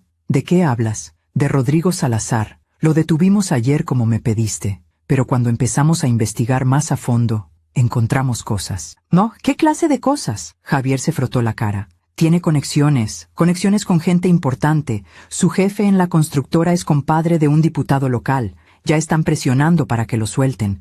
Dicen que es una detención arbitraria, que no hay pruebas suficientes. Sentí que el suelo se movía bajo mis pies. Pero Clara tiene moretones, tiene heridas. Eso es prueba. Ella tendría que presentar una denuncia formal y testificar. Ella lo hará. ¿Estás segura? No estaba segura. Clara todavía estaba en shock. Todavía estaba procesando todo. Todavía amaba a ese hombre, por más enfermo que sonara. Voy a hablar con ella, dije. Hazlo rápido, porque si no presentan la denuncia en 48 horas, tendremos que soltarlo. Y cuando salga, va a estar furioso. Llegué a casa al mediodía. Encontré a Clara sentada en el sofá de la sala, viendo la televisión sin verla realmente. Tenía una cobija sobre los hombros, el cabello suelto, la cara lavada, pero todavía hinchada. Clara, tenemos que hablar. Ella apagó la televisión. Me miró con esos ojos cansados. Necesitas presentar una denuncia formal contra Rodrigo. Hoy. Su rostro cambió. ¿Una denuncia? Sí, con fotografías de tus heridas, con tu testimonio. Es la única forma de que lo mantengan detenido. Mamá, yo no puedo. Sí puedes. No, no puedo ir a una fiscalía y contar todo lo que me hizo. Frente a extraños, frente a gente que me va a juzgar. Nadie te va a juzgar. Todos me van a juzgar. Van a preguntar por qué me quedé, por qué no me fui antes, por qué lo aguanté tanto tiempo. Y no tengo respuestas, mamá. No sé por qué. Solo sé que estaba atrapada. Y ahora que finalmente estoy afuera, no quiero volver a revivirlo todo. Entendía su miedo, entendía su dolor, pero también sabía que si no denunciaba, Rodrigo quedaría libre, y vendría por ella. Clara, escúchame, le dije, sentándome a su lado. Entiendo que es difícil, entiendo que es doloroso, pero si no haces esto, él va a salir, y cuando salga, va a estar más enojado que nunca, va a buscarte, y la próxima vez, no terminé la frase, pero ambas sabíamos cómo terminaba. La próxima vez, no sobreviviría. Ella se cubrió la cara con las manos. No puedo, mamá. No tengo fuerzas. Entonces yo te voy a dar las mías. Vamos a ir juntas. Yo voy a estar a tu lado todo el tiempo. No estarás sola. Ella me miró, lágrimas silenciosas cayendo. ¿Y si no le creen? ¿Y si dicen que estoy mintiendo? No estás mintiendo. Y las heridas en tu cara son prueba de eso. Ella respiró hondo, cerró los ojos, y finalmente asintió. Está bien, lo haré. Fuimos a la fiscalía esa misma tarde. Entramos por la puerta principal. Yo la llevaba de la mano, apretándola, recordándole que no estaba sola. La recepcionista nos miró. Reconoció a Clara inmediatamente. Los moretones eran imposibles de ignorar. ¿En qué las puedo ayudar?, preguntó con voz amable. Venimos a presentar una denuncia por violencia familiar, dije. Nos dirigieron a una oficina. Una agente ministerial nos recibió. Era joven, no más de 30 años. Pelo recogido, uniforme impecable, mirada profesional, pero compasiva. Buen día. Mi nombre es agente Sofía Ramírez. ¿Cuál de ustedes va a presentar la denuncia? Yo, dijo Clara, con la voz apenas audible. Está bien. Voy a necesitar que me cuentes con tus propias palabras lo que pasó. Tómate tu tiempo. No hay prisa. Clara empezó a hablar, y yo escuché cosas que no sabía, detalles que nunca me había contado. Habló de la primera vez que Rodrigo la empujó. Fue 6 meses después de casarse. Ella había llegado tarde de una reunión con amigas. Él estaba molesto. Dijo que no lo había avisado, que no le gustaba que saliera sin él. Discutieron. Él la empujó contra la pared. Después lloró. Pidió perdón. Dijo que nunca volvería a pasar, pero volvió a pasar, una y otra vez. Habló de las veces que la insultaba. Gorda, fea, inútil. Nadie más te va a querer. Tienes suerte de que yo te aguante. Habló de las veces que la despertaba en la madrugada para gritarle, para revisarle el celular, para preguntarle con quién había hablado, para acusarla de cosas que nunca hizo. Habló del rastreador en su teléfono, del control sobre su dinero, de cómo él le quitaba su sueldo y solo le daba lo suficiente para transporte y comida. Habló de la vez que la encerró en el baño durante 3 horas porque ella había hablado con un compañero de trabajo. Habló de la vez que destruyó su laptop porque ella estaba trabajando en un proyecto y no le prestó atención. Habló de la última golpiza, la que yo vi, la que me hizo tomar la decisión de actuar. Y mientras hablaba, yo lloraba. Lloraba porque no había estado ahí para protegerla. Lloraba porque mi hija había sufrido tanto y yo no lo supe. Lloraba porque el sistema que se supone que protege a las mujeres había fallado. La agente Ramírez tomó nota de todo. Le tomó fotografías a las heridas de Clara. Le hizo un examen médico forense. Documentó cada moretón, cada rasguño, cada marca. Cuando terminamos, eran casi las 7 de la noche. «¿Qué va a pasar ahora?», preguntó Clara. «Vamos a procesar tu denuncia. El señor Rodrigo Salazar será acusado formalmente. Se le dictarán cargos. Y dependiendo del juez, puede quedar en prisión preventiva o salir bajo fianza con una orden de restricción. ¿Cuánto tiempo va a durar todo esto? Meses, tal vez años. Depende de muchos factores». Clara se desmoronó. «No puedo vivir años con miedo de que salga y venga por mí». La agente Ramírez puso su mano sobre la de Clara. «Sé que es difícil, pero hiciste lo correcto al denunciar. Y vamos a hacer todo lo posible para protegerte». Pero yo sabía que esas palabras no eran suficiente, porque todo lo posible en este país, muchas veces, no es suficiente. Salimos de la fiscalía al anochecer. El aire estaba fresco, las calles iluminadas, Guadalajara seguía viva, moviéndose, respirando, pero nosotras estábamos muertas de cansancio. Llegamos al coche, subimos, nos quedamos ahí sentadas, en silencio. «Mamá», dijo Clara después de un rato. «Gracias, no tienes que agradecerme. Sí tengo que hacerlo, porque nadie más lo hizo, nadie más me creyó, nadie más se arriesgó por mí». La abracé, fuerte, como si pudiera absorber todo su dolor. «Siempre voy a estar aquí para ti, pase lo que pase». Pero las cosas empeoraron antes de mejorar. Al día siguiente recibí una llamada de un número desconocido. «¿Marina Osegueda?», dijo una voz masculina, áspera. «Sí, ¿quién habla?». «Soy el padre de Rodrigo. Necesito hablar con usted». Sentí un nudo en el estómago. «No tengo nada que hablar con usted».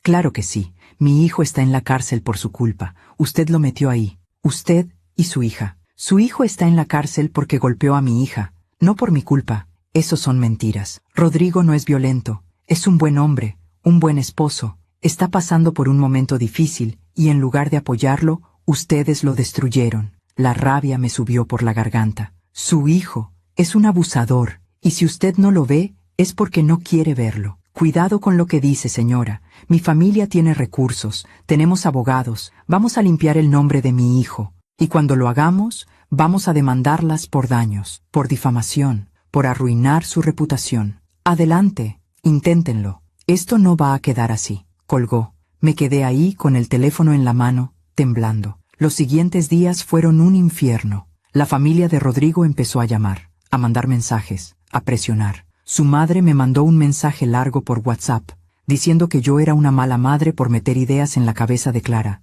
que su hijo la amaba, que todo era un malentendido, que si Clara volvía con él, todo se arreglaría. Sus hermanos me buscaron en redes sociales, comentaron en mis publicaciones viejas, diciendo que era una mentirosa, que estaba manipulando a mi hija, que mi familia estaba rota porque yo nunca tuve un hombre que me pusiera en mi lugar. Recibí llamadas anónimas, amenazas veladas. «Ten cuidado, esto no va a terminar bien, te vas a arrepentir». Y Clara también las recibió. Mensajes de amigos en común, gente que había conocido a través de Rodrigo, gente que tomó su lado. «¿Cómo puedes hacerle esto? Él te daba todo. Eres una malagradecida. Espero que Dios te perdone por arruinar su vida». Clara empezó a dudar. Una noche la encontré llorando en su recámara. «Mamá, ¿y si ellos tienen razón? ¿Qué? ¿Y si exageré? ¿Y si Rodrigo realmente me amaba y yo lo arruiné todo?». Me senté a su lado. Tomé su rostro entre mis manos. «Clara, mírame. Ese hombre te golpeó, te humilló, te controló. Eso no es amor. Eso nunca fue amor». Pero su familia dice, su familia lo está protegiendo porque no quieren ver la verdad. Porque aceptar que su hijo es un abusador significa aceptar que fallaron como padres. Es más fácil culparte a ti. Pero yo lo amaba, mamá. Lo sé. Y esa es la parte más cruel. Que una puede amar a alguien que nos destruye. Pero amar a alguien no significa quedarse. A veces, amar a alguien significa irse. Significa salvarse. Ella lloró en mis brazos, y yo lloré con ella. Porque entendí que esta batalla no solo era legal, era emocional, era psicológica, y apenas estaba comenzando. Una semana después, recibimos la noticia. Rodrigo había salido bajo fianza, con una orden de restricción. No podía acercarse a Clara a menos de 200 metros. No podía llamarla, no podía buscarla, pero ambas sabíamos que eso no lo detendría. Una orden de restricción es solo un papel, y el papel no detiene balas, no detiene golpes, no detiene a un hombre que cree que tiene derecho sobre una mujer. Esa noche no dormí. Me quedé sentada en la sala, con las luces apagadas, mirando la calle a través de la ventana, esperando a que apareciera, esperando a que se vengara, porque sabía que vendría. Los hombres como Rodrigo siempre vuelven, siempre, y cuando lo hiciera, tenía que estar preparada. ¿Alguna vez has tenido que defender una decisión que sabes que era correcta, pero todos te decían que estabas equivocada? ¿Has sentido esa soledad de estar del lado correcto pero sin apoyo? Es una de las batallas más duras, porque no solo peleas contra el abusador, peleas contra su familia, contra los amigos que no quieren ver, contra un sistema que te falla, y a veces hasta contra la misma persona que estás tratando de salvar. Dime si has pasado por algo así, porque necesito saber que hay alguien ahí que entiende, porque lo que vino después fue peor de lo que imaginé, mucho peor. Hay noches en las que el miedo es tan grande que no te deja respirar, y hay noches en las que el miedo se transforma en algo más, en claridad, en determinación, en paz. Pasaron 2 semanas desde que Rodrigo salió bajo fianza, 2 semanas en las que viví con el corazón en la garganta, 2 semanas en las que cada ruido en la calle me hacía saltar, cada llamada desconocida me helaba la sangre, cada sombra en la ventana me hacía pensar que era él, pero no apareció, no directamente, porque Rodrigo era más inteligente que eso. Sabía que si violaba la orden de restricción, volvería a la cárcel. Así que encontró otras formas de hacernos sentir su presencia. Empezaron a llegar flores a la casa, ramos grandes, caros, con tarjetas que decían, para Clara, con amor. No venían firmadas, pero ambas sabíamos quién las enviaba. Clara las tiraba a la basura sin abrirlas, pero yo veía cómo le temblaban las manos cada vez que tocaban el timbre y había un repartidor en la puerta. Luego empezaron los mensajes, no directamente a su celular, eso hubiera sido evidencia, sino a través de otras personas. Una prima lejana de Rodrigo le mandó un mensaje a Clara. Rodrigo me pidió que te dijera que te extraña, que lo perdones, que quiere hablar contigo. Una excompañera de trabajo. Me encontré a tu esposo, se ve muy mal, muy triste. Creo que deberías darle una oportunidad de explicarse. Hasta la dueña del supermercado donde comprábamos. Tu marido vino y me dejó dinero para ti. Dice que te lo des porque te preocupa que no tengas suficiente. Cada mensaje era una invasión. Cada contacto indirecto era una forma de control, de recordarle a Clara que él seguía ahí, vigilando, esperando. Clara empezó a deteriorarse de nuevo. No físicamente, sus moretones estaban sanando, su labio ya no estaba partido, su ojo ya se había deshinchado, pero emocionalmente estaba rompiéndose. Mamá, no puedo vivir así, me dijo una noche, sentada en la mesa de la cocina, siempre con miedo, siempre esperando que aparezca, siempre sintiendo que me está observando. Lo sé, mi amor. ¿Y si nunca termina? ¿Y si pasan años y él sigue buscándome? ¿Y si el juicio se alarga y tengo que verlo en el tribunal? ¿Y si...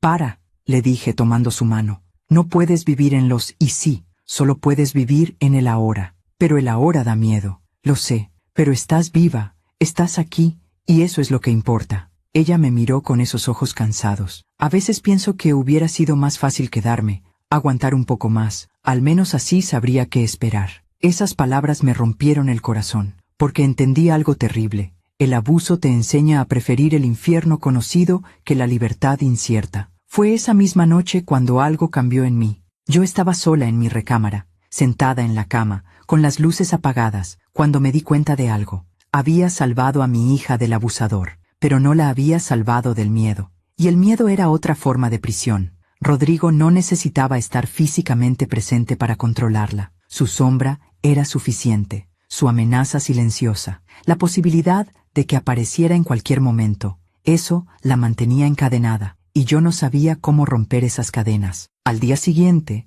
hice algo que no había hecho en meses. Fui a misa. No soy una mujer especialmente religiosa. Voy a la iglesia en Navidad, en Semana Santa, cuando alguien se casa o muere, pero esa mañana necesitaba un lugar tranquilo, un lugar donde pudiera pensar, donde pudiera encontrar algo parecido a la paz. Entré a la parroquia de San Francisco de Asís, cerca de mi casa. Estaba casi vacía, solo algunas señoras mayores rezando el rosario, velas encendidas, el olor a incienso y flores. Me senté en una banca al fondo, cerré los ojos, y por primera vez en semanas no pensé en Rodrigo, no pensé en el miedo, no pensé en la venganza, solo pensé en mi hija, en la niña que solía bailar descalza en la cocina, en la joven que soñaba con diseñar portadas de libros, en la mujer que había sido antes de conocer a ese hombre. Y me pregunté, ¿cómo la ayudo a recuperar eso? ¿Cómo la ayudo a ser libre de verdad? La respuesta llegó en un lugar inesperado. Cuando salí de la iglesia, me topé con la hermana Teresa,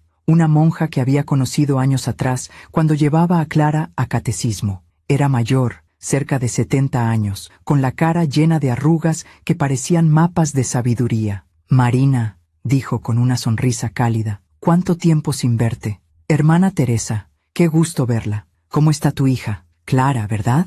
Y no sé por qué, tal vez porque necesitaba decirlo en voz alta, tal vez porque ella tenía esa cara de alguien que ha visto mucho dolor en su vida. Le conté todo, le conté del abuso, de la denuncia, del miedo, de cómo Clara estaba viva pero no estaba viviendo. Ella me escuchó en silencio. Cuando terminé, puso su mano arrugada sobre la mía. Marina, hay algo que aprendí en mis 50 años de servicio a Dios. La justicia de los hombres es lenta e imperfecta, pero la justicia de la vida, esa siempre llega. No entiendo, hermana. Los hombres que lastiman no encuentran paz, nunca. Pueden escapar de la cárcel, pueden escapar de los tribunales, pero no pueden escapar de sí mismos, no pueden escapar de las consecuencias de sus actos. La vida tiene una forma de cobrar sus deudas, siempre. Y mientras tanto, mientras esa justicia llega, mientras tanto, tú haces lo único que puedes hacer, proteger a tu hija, ayudarla a sanar, y confiar en que el universo, o Dios, o como quieras llamarlo, hará lo que tiene que hacer. Sus palabras se quedaron conmigo. Esa tarde, tomé una decisión que no le conté a nadie, ni siquiera a Clara. Llamé a Javier. Necesito otro favor, le dije. Marina, ya hicimos mucho. No puedo, no es para mí, es para mi hija. Necesito que me consigas información sobre Rodrigo. ¿Dónde está viviendo? ¿Qué está haciendo? ¿Con quién se está juntando? ¿Para qué? Para saber a qué nos enfrentamos, para estar preparadas. Él suspiró. Está bien, dame unos días. Una semana después, Javier me llamó. Encontré algo, dijo, pero no te va a gustar. Nos reunimos en un café lejos de la fiscalía. Él puso una carpeta sobre la mesa. La abrió. Adentro había fotografías, reportes, información. Rodrigo está viviendo con sus padres en Zapopan. Dejó su trabajo en la constructora, o más bien, lo corrieron. Algunos de sus compañeros se enteraron de la denuncia y pusieron una queja formal. Dijeron que no querían trabajar con un agresor. Bien, dije, aunque no me sentía bien, me sentía vacía. Pero hay más. Está frecuentando bares, tomando mucho, y hace 3 días tuvo un altercado con un mesero. La policía tuvo que intervenir. No lo arrestaron porque el mesero no presentó cargos, pero quedó registrado. Miré las fotografías. Rodrigo saliendo de un bar a las 3 de la mañana. Rodrigo discutiendo con alguien en la calle. Rodrigo con la camisa arrugada, el cabello desaliñado, la cara de alguien que está perdiéndose. ¿Se está autodestruyendo?, dije. Sí. Y eso puede ser bueno o malo para ustedes. ¿Qué quieres decir? Que puede colapsar por sí solo, o puede explotar y hacer algo desesperado. Sentí un escalofrío. Esa noche, me senté con Clara en la sala. Le mostré las fotografías, le conté lo que Javier había encontrado. Ella las miró en silencio. Su rostro no mostraba triunfo, no mostraba satisfacción, solo mostraba tristeza. Se está destruyendo, susurró. Sí, parte de mí siente lástima por él.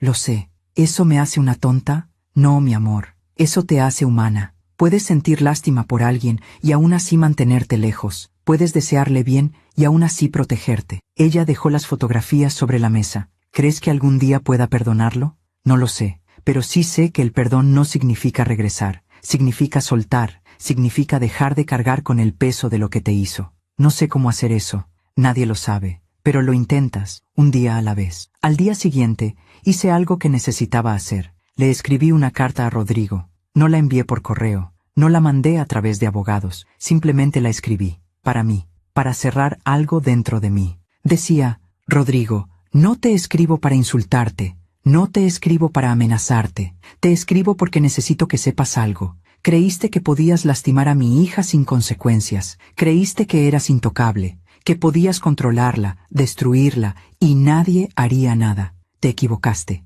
no porque yo sea poderosa, no porque tenga recursos ilimitados, sino porque soy madre, y no hay fuerza más peligrosa en este mundo que una madre protegiendo a su hija. No necesito venganza. No necesito que sufras por mis manos, porque la vida ya está cobrándote, ya estás perdiendo todo, tu trabajo, tu reputación, tu paz mental, y seguirás perdiendo, porque así funciona. El dolor que causas regresa. No voy a perseguirte, no voy a buscarte, pero si alguna vez te acercas a mi hija de nuevo, si la tocas, si la amenazas, si siquiera la miras, usaré cada contacto que tengo, cada favor que me deben, cada recurso que he acumulado en 28 años para asegurarme de que pagues, no con violencia, sino con justicia, la verdadera, la que no se compra, la que no se negocia. Aléjate, rehace tu vida, busca ayuda, pero déjanos en paz, porque no volveremos a darte otra oportunidad. Marina Osegueda. Doblé la carta, la guardé en un cajón, y sentí algo que no había sentido en meses: paz. Esa misma semana, pasó algo inesperado. Recibí una llamada de una mujer que no conocía. ¿Marina Osegueda?, preguntó con voz temblorosa. Sí, ¿quién habla? Mi nombre es Daniela Ortiz. El mundo se detuvo. Daniela, la exnovia de Rodrigo, la que había denunciado y retirado cargos. Daniela, dije tratando de mantener la calma, ¿cómo me encontraste? Un amigo que trabaja en la fiscalía me contó sobre la denuncia de tu hija, y necesitaba hablar contigo. ¿Por qué? Silencio. Y luego, porque quiero testificar. Nos reunimos 2 días después en un café del centro. Daniela era una mujer de 35 años, delgada, con el cabello corto y una cicatriz pequeña en la ceja izquierda. Se veía nerviosa, frágil, como si cualquier ruido fuerte pudiera romperla. Gracias por venir, le dije. Gracias a ti por recibirme. Sé que debe ser extraño.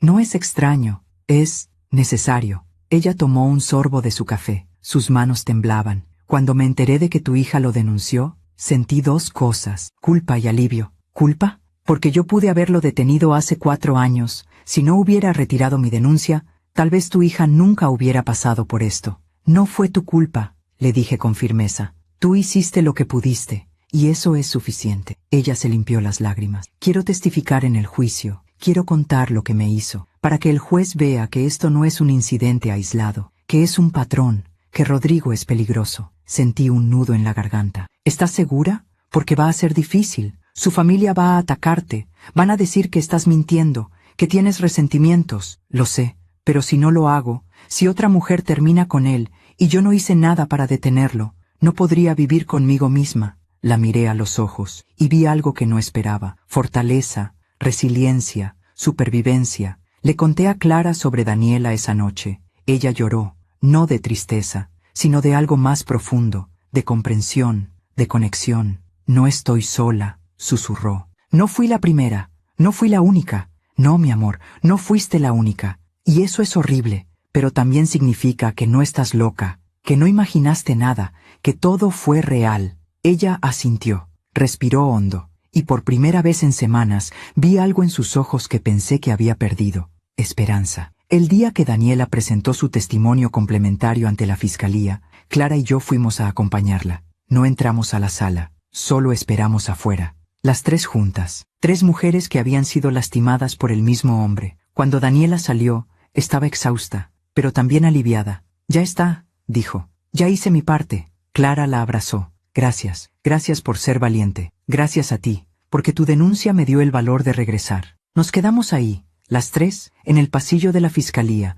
abrazadas, llorando, liberando años de dolor. Y entendí algo: la justicia no siempre viene de los tribunales. A veces viene de las mujeres que se sostienen unas a otras, que se dan fuerza, que se niegan a quedarse calladas. Esa noche, Clara y yo cenamos en silencio. Preparé caldo de res, el mismo que me enseñó mi abuela, el mismo que yo le enseñé a Clara. El olor llenó la cocina, familiar, reconfortante, como un abrazo invisible. Mamá, dijo Clara, rompiendo el silencio, quiero volver a trabajar. La miré sorprendida. ¿Estás segura? Sí, quiero recuperar mi vida. No puedo quedarme escondida para siempre. Y si él te busca, entonces lo enfrentaré. Pero no voy a seguir viviendo con miedo. No voy a darle ese poder sobre mí. Sentí que mi corazón se llenaba de orgullo. Mi hija estaba regresando, pero yo sabía que todavía faltaba algo. Rodrigo seguía ahí, libre, esperando, y eventualmente intentaría algo. Los hombres como él no se rinden, no aceptan la derrota, siempre vuelven, y cuando lo hiciera, yo tenía que estar lista, pero no con venganza, no con violencia, sino con algo más poderoso, con la verdad, con la paciencia, con la certeza de que la vida cobra sus deudas, siempre. Una semana después, algo cambió. Javier me llamó. Marina, necesitas saber algo. ¿Qué pasó? Rodrigo tuvo otro altercado. Esta vez fue peor. Golpeó a un hombre en un bar. El hombre presentó cargos, y ahora hay una orden de aprehensión. Sentí que el aire se salía de mis pulmones. ¿Cuándo? Lo arrestaron esta mañana. Y esta vez, el juez no le dio fianza. Va a permanecer en prisión preventiva hasta el juicio. Colgué el teléfono. Me quedé ahí, sentada en mi cama con las manos temblando. No sentí triunfo. No sentí alegría, solo sentí alivio. Y algo más, comprensión. La hermana Teresa tenía razón. La vida cobra sus deudas, siempre. Esa noche, le conté a Clara. Ella no dijo nada al principio, solo miró por la ventana, viendo las luces de la ciudad, viendo el mundo que había perdido y que estaba empezando a recuperar. ¿Crees que cambie?, preguntó finalmente. ¿Crees que en la cárcel Rodrigo pueda cambiar? No lo sé, mi amor, pero ya no es nuestro problema. Ya no es nuestra responsabilidad salvarlo. ¿Y cuál es nuestra responsabilidad? Vivir, sanar, ser felices. Ella se volteó hacia mí, sonrió, una sonrisa pequeña, tímida, pero real. Creo que puedo hacer eso. Yo también. Y en ese momento, sentada en mi sala, con mi hija a mi lado, entendí algo. No necesitaba venganza. No necesitaba que Rodrigo sufriera por mis manos, porque la vida ya lo estaba haciendo. Sus propias decisiones, sus propios actos, sus propias consecuencias. Yo solo necesitaba proteger a mi hija y dejar que el universo hiciera el resto. Porque a veces la justicia más poderosa no es la que impones, es la que permites que se desarrolle, naturalmente, inevitablemente, como las mareas, como las estaciones, como el karma. Hay algo que aprendí en todos estos años. La vida no necesita que le pidamos justicia. La vida simplemente la entrega, a su tiempo, a su modo, sin prisa, pero sin olvido. Pasaron 3 meses desde que Rodrigo fue arrestado de nuevo. 3 meses en los que poco a poco mi hija comenzó a regresar al mundo. Primero fueron pequeñas cosas: salir al jardín, tomar sol, sonreír cuando veía pájaros, volver a usar colores en su ropa en lugar de ese gris permanente que había adoptado. Luego, cosas más grandes. Llamó a su antigua agencia, les explicó la situación. Ellos la recibieron con los brazos abiertos, le dijeron que había sido su mejor diseñadora, que la habían extrañado, que su lugar siempre había estado ahí, esperándola. Clara lloró cuando me lo contó, pero esta vez no eran lágrimas de dolor, eran lágrimas de alivio. Voy a volver a trabajar, mamá, me dijo, voy a volver a crear. Y lo hizo. Empezó despacio, desde casa, diseños sencillos, logos para pequeños negocios, ilustraciones para un libro infantil, portadas para una editorial independiente, pero cada diseño era un paso, cada creación era una recuperación de algo que creía perdido. Un día, llegó a casa con una sonrisa enorme. Mamá, mira, me mostró su laptop. Era la portada de un libro, una ilustración preciosa de una mujer de espaldas, mirando hacia un horizonte lleno de luz. El título del libro era Después de la tormenta. Es hermoso, le dije. Es mío, lo diseñé yo, y lo van a publicar. Va a estar en librerías de verdad. La abracé, fuerte, porque esa portada no solo era un diseño, era un símbolo de todo lo que había sobrevivido, de todo lo que había recuperado, de todo lo que aún podía crear. Mientras Clara florecía, yo seguía el caso legal de cerca. El juicio estaba programado para junio. El Ministerio Público tenía suficientes pruebas, las fotografías de las heridas de Clara, su testimonio, el testimonio de Daniela Ortiz, los reportes médicos, los antecedentes de violencia. La defensa de Rodrigo trataba de retrasar todo. Pedían más tiempo, cuestionaban la validez de las pruebas, intentaban desacreditar a Clara y a Daniela. Pero algo estaba cambiando, algo que ningún abogado podía controlar. Rodrigo se estaba desmoronando desde adentro. Javier me mantenía informada. Me contaba cosas que no aparecían en los documentos oficiales, cosas que veía en las audiencias preliminares, cosas que escuchaba de otros agentes. Rodrigo ya no es el mismo, me dijo un día, se ve demacrado, perdió mucho peso, tiene ojeras profundas, y cuando habla, ya no tiene esa arrogancia, parece vacío. ¿Vacío? Sí, como si algo dentro de él se hubiera apagado. Esas palabras me quedaron dando vueltas. Vacío. En la cárcel, Rodrigo estaba pagando un precio que ningún juez le había impuesto. No era la celda, no eran las rejas, no era la comida mala o las noches frías, era la soledad. Su familia, que al principio lo defendió con uñas y dientes, empezó a distanciarse. Su padre dejó de visitarlo después del segundo mes. Dijo que tenía que cuidar su salud, que el estrés lo estaba matando. Pero la verdad era otra. Estaba avergonzado. Avergonzado de tener un hijo así. Avergonzado de las miradas de los vecinos, del chisme en la colonia. Su madre seguía yendo, pero cada vez menos. Y cada visita era más corta, más silenciosa. Hasta que un día, simplemente dejó de ir. Le mandó una carta. Javier me contó que Rodrigo la leyó y lloró. Decía algo así como: ya no puedo seguir haciéndome de la vista gorda. Lo que le hiciste a esas mujeres estuvo mal. Y aunque eres mi hijo, no puedo seguir apoyando esto. Necesitas buscar ayuda. Necesitas cambiar. Pero yo ya no puedo estar ahí viéndote destruirte. Sus hermanos nunca fueron a verlo, ni una sola vez. Sus amigos desaparecieron. Los que antes lo invitaban a jugar fútbol, a tomar cervezas, a ver partidos, ninguno contestaba sus llamadas desde la cárcel. Y la soledad comenzó a devorarlo. En mayo, un mes antes del juicio, hubo una audiencia de conciliación. El abogado de Rodrigo propuso un acuerdo. Si Clara retiraba la denuncia, Rodrigo aceptaría terapia obligatoria, trabajo comunitario y mantendría la orden de restricción permanente. El fiscal nos llamó para preguntarnos qué pensábamos. Clara y yo nos miramos. Ella respiró hondo. «Quiero verlo», dijo. «¿Qué? Quiero verlo. Antes de decidir, necesito mirarlo a los ojos». El fiscal organizó un encuentro supervisado, en una sala pequeña de la fiscalía, con guardias presentes, con cámaras grabando todo.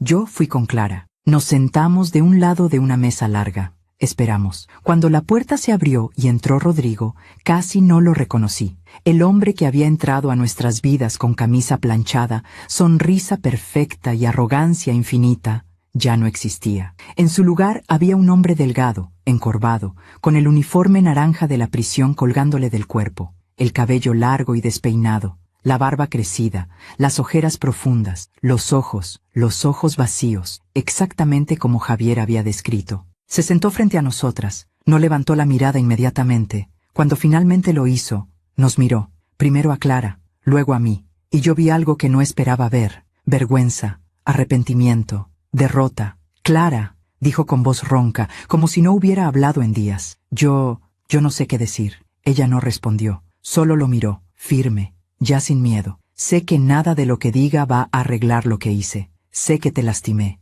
te destruí, y no tengo excusa, no tengo justificación». Hizo una pausa. Respiró tembloroso. Estaba tan perdido, tan enojado con el mundo, con mi trabajo, conmigo mismo, y en lugar de arreglarlo, lo descargué contigo. Y eso fue imperdonable. Clara seguía sin hablar, pero vi que sus manos, que antes hubieran estado temblando, ahora estaban quietas, tranquilas. «No te pido que me perdones, no me lo merezco. Solo te pido que sepas que me arrepiento. Todos los días, cada noche en esa celda, veo tu cara, veo lo que te hice, y quisiera poder regresar el tiempo». Finalmente, Clara habló. «¿Sabes qué es lo más triste, Rodrigo?».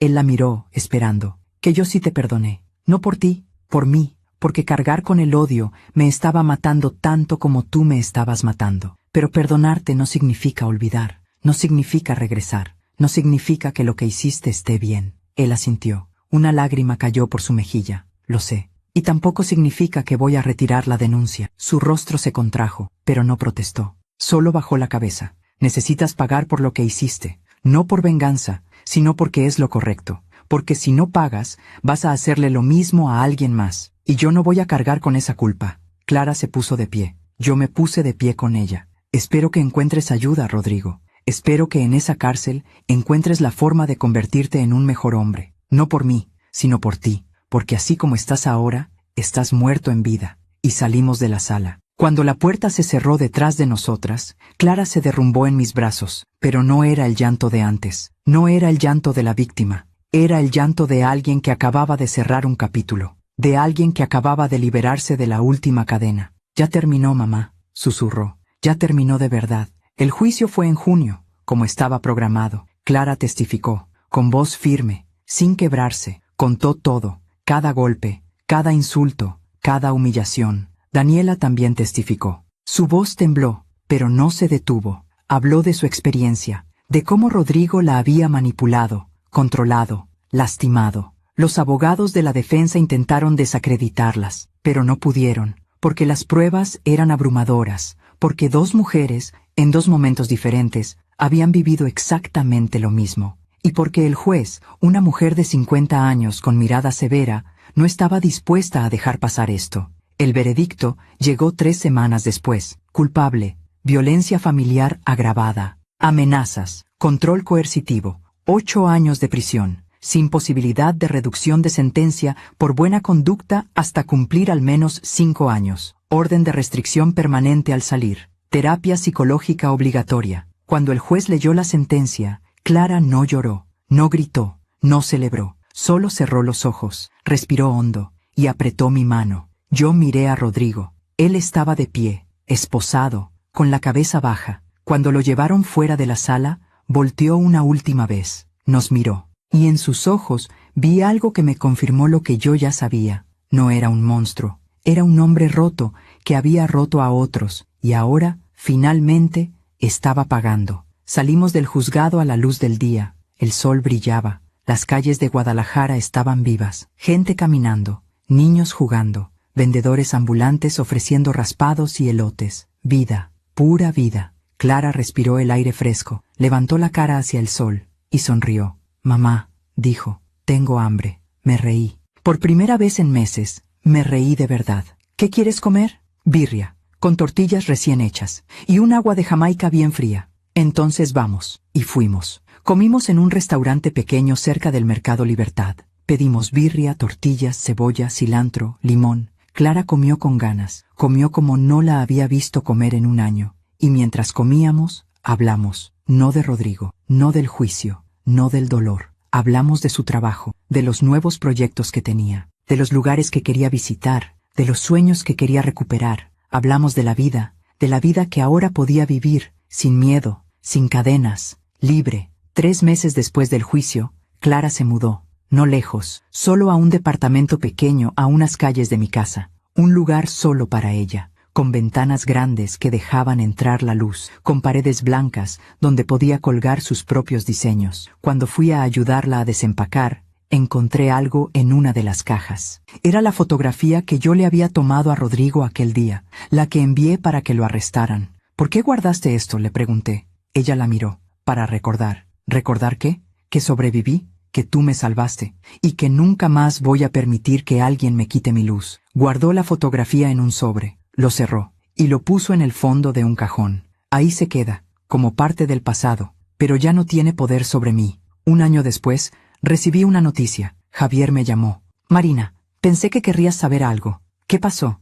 Rodrigo está en terapia en la cárcel, terapia para agresores. Dicen que está colaborando, que está trabajando en sus problemas. Y nada. Solo quería que lo supieras. No sé si cambiará. No sé si realmente está arrepentido o solo está jugando el juego para salir antes, pero al menos está en terapia. Agradecí la información, pero no me afectó, porque Rodrigo ya no era mi problema. Ya no era el problema de Clara. Era su propio problema. Y lo que hiciera con su vida estaba en sus manos. Nosotras ya habíamos seguido adelante. 2 años después del juicio, algo hermoso pasó. Clara conoció a alguien. No te voy a mentir. Cuando me lo dijo, sentí miedo, sentí pánico. Quise gritarle, no, no otra vez, pero me quedé callada. Respiré y escuché. Se llamaba Daniel. Trabajaba en una librería independiente. Le gustaba leer poesía, tocaba guitarra. Era tranquilo, amable, respetuoso. Mamá, no es como Rodrigo, me dijo Clara. Él me escucha,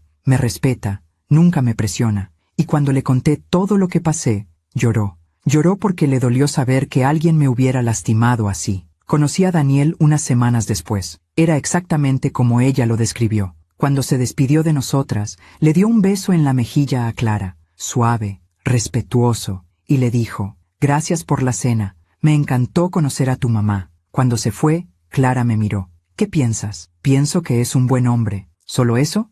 Pienso que mereces a alguien que te trate así, con respeto, con cariño, sin miedo. Ella sonrió. Yo también lo creo. 3 años después del juicio, algo más pasó. Recibí una carta. No tenía remitente, pero reconocí la letra. Era de la madre de Rodrigo. Decía: Marina, no sé si leas esto, no sé si me odies. No te culparía si lo hicieras. Quiero que sepas que lamento mucho lo que mi hijo le hizo a tu hija. Lamento haber sido ciega. Lamento haber defendido lo indefendible. Rodrigo está en terapia. Está tratando de cambiar. No sé si lo logrará, pero al menos está intentándolo. Yo también estoy en terapia, porque me di cuenta de que fallé. Fallé como madre. Fallé al no ver las señales. Fallé al criarlo pensando que los hombres podían descargar su frustración en las mujeres. No te pido perdón. Sé que no lo merezco. Solo te pido que sepas que tu hija fue valiente, que ustedes dos fueron valientes, y que gracias a ustedes mi hijo finalmente está enfrentando lo que hizo.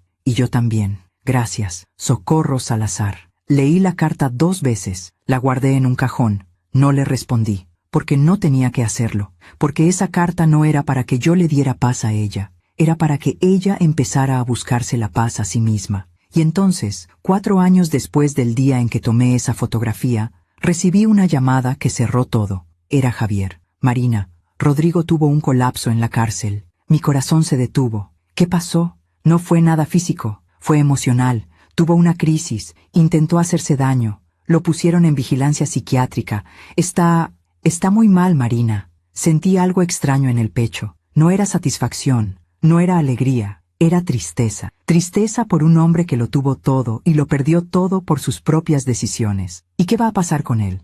Va a seguir en terapia intensiva. Dicen que finalmente está confrontando el daño que causó, que finalmente está viendo lo que realmente es. ¿Y eso es bueno? No lo sé, pero es el comienzo. Tal vez, quién sabe. Colgué el teléfono y me quedé ahí, sentada en mi cocina, con una taza de café en las manos, pensando en todo lo que había pasado. En cómo la vida cobra sus deudas, en cómo la justicia, a veces, no viene de los tribunales, viene de las consecuencias naturales, del karma, del universo ajustando balances. ¿Alguna vez llamaron loca a alguien que amas por pedir ayuda? Años después, ¿has visto ese mismo vacío en la mirada de quien la lastimó? La vida siempre cobra sus deudas, siempre. No necesitas vengarte, no necesitas hacer justicia con tus manos, solo necesitas protegerte, alejarte y confiar en que lo que alguien siembra, tarde o temprano, lo cosecha. Cuéntame si has visto eso, si has visto cómo la vida ajusta las cuentas cuando nosotros ya hemos soltado, porque al final,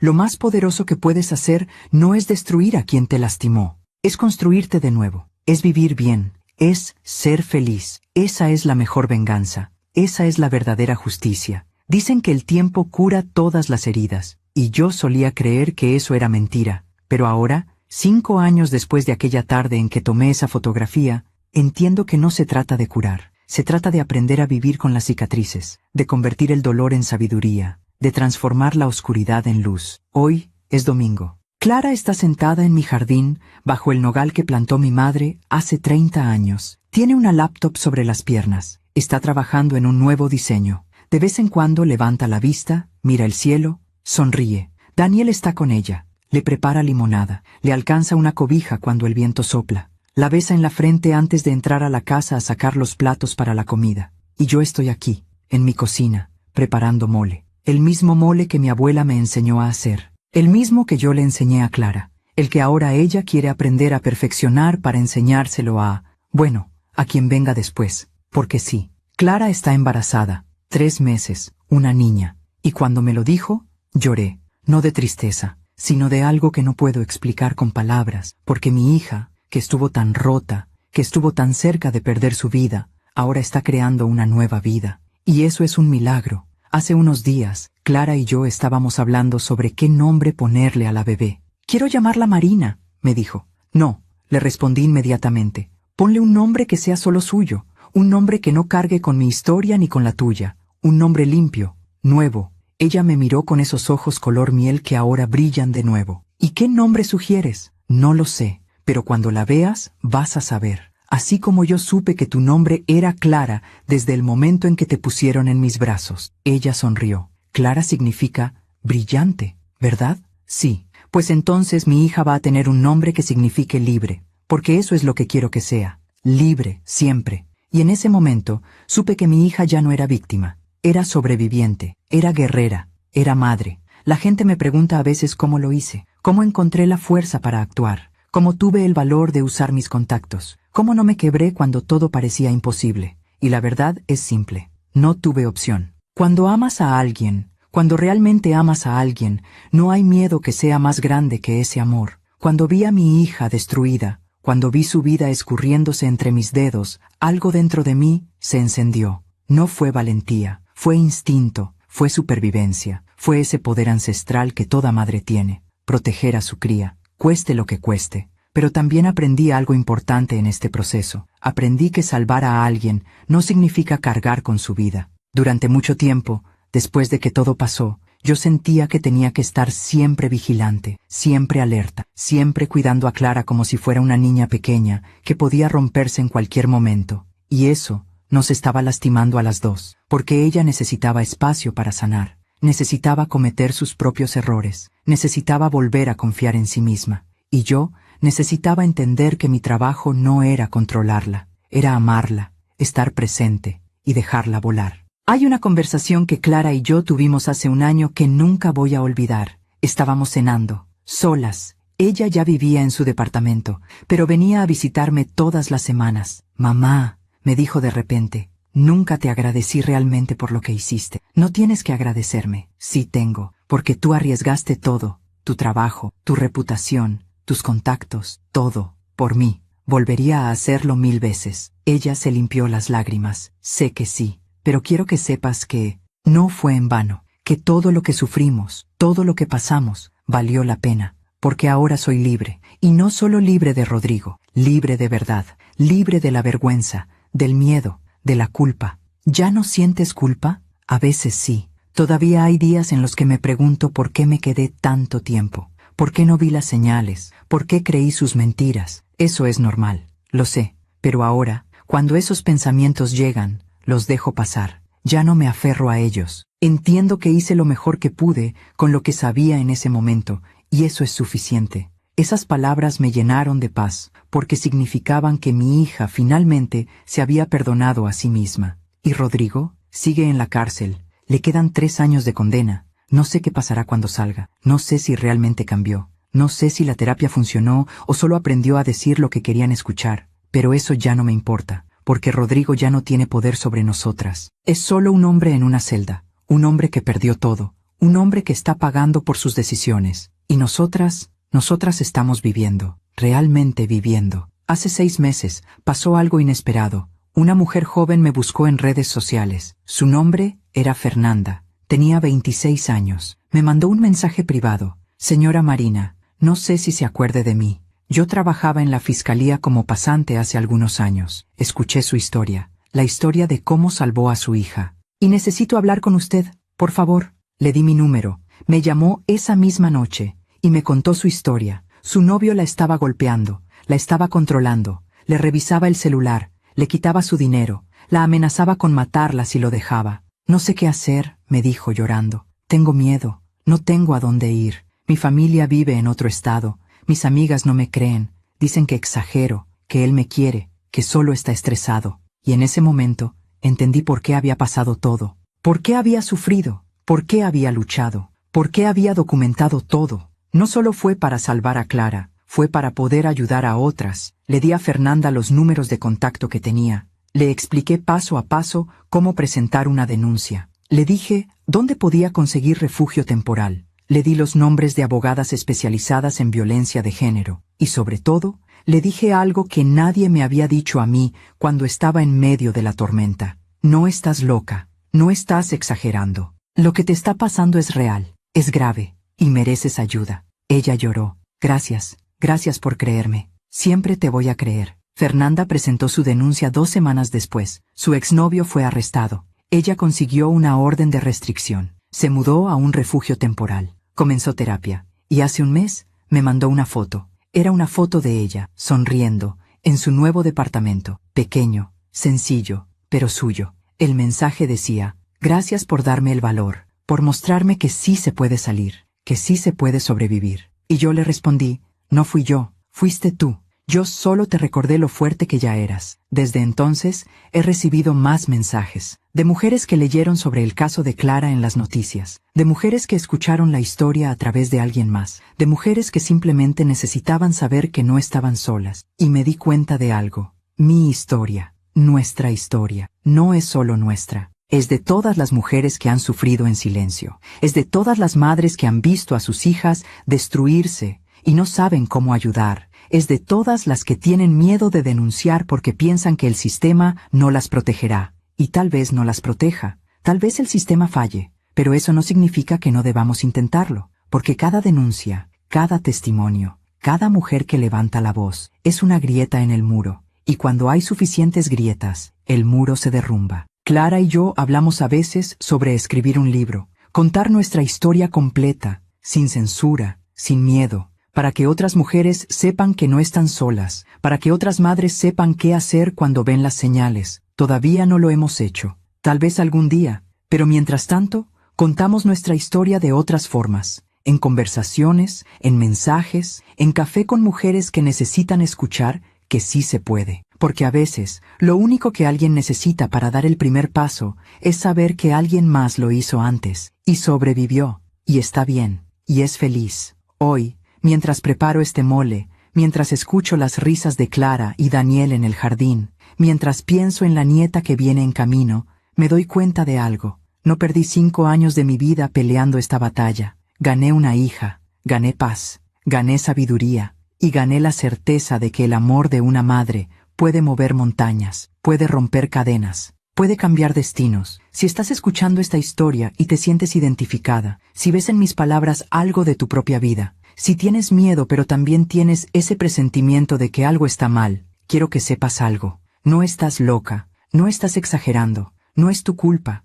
y sí puedes salir, tal vez no hoy, tal vez no mañana, pero puedes. Busca ayuda, habla con alguien de confianza, documenta todo, y cuando estés lista, da el paso, porque la vida que te espera del otro lado del miedo es hermosa, es libre, es tuya, y si eres madre, si estás viendo a tu hija, a tu hermana, a tu amiga, cambiar, si ves señales pero no sabes qué hacer, confía en tu instinto, no te quedes callada, no dejes que la vergüenza o el qué dirán te detenga, porque al final del día, lo único que importa es que esa persona que amas esté viva, y libre, y a salvo. Todo lo demás se arregla con tiempo. Clara acaba de entrar a la cocina. Viene a ayudarme a picar cilantro. Huele delicioso, mamá, dice. Gracias, mi amor. Está casi listo. Ella se para a mi lado. Picamos en silencio. Ese silencio cómodo que solo existe entre madres e hijas que han sobrevivido tormentas juntas. Mamá, dice después de un rato, cuando mi hija crezca y me pregunte sobre ti,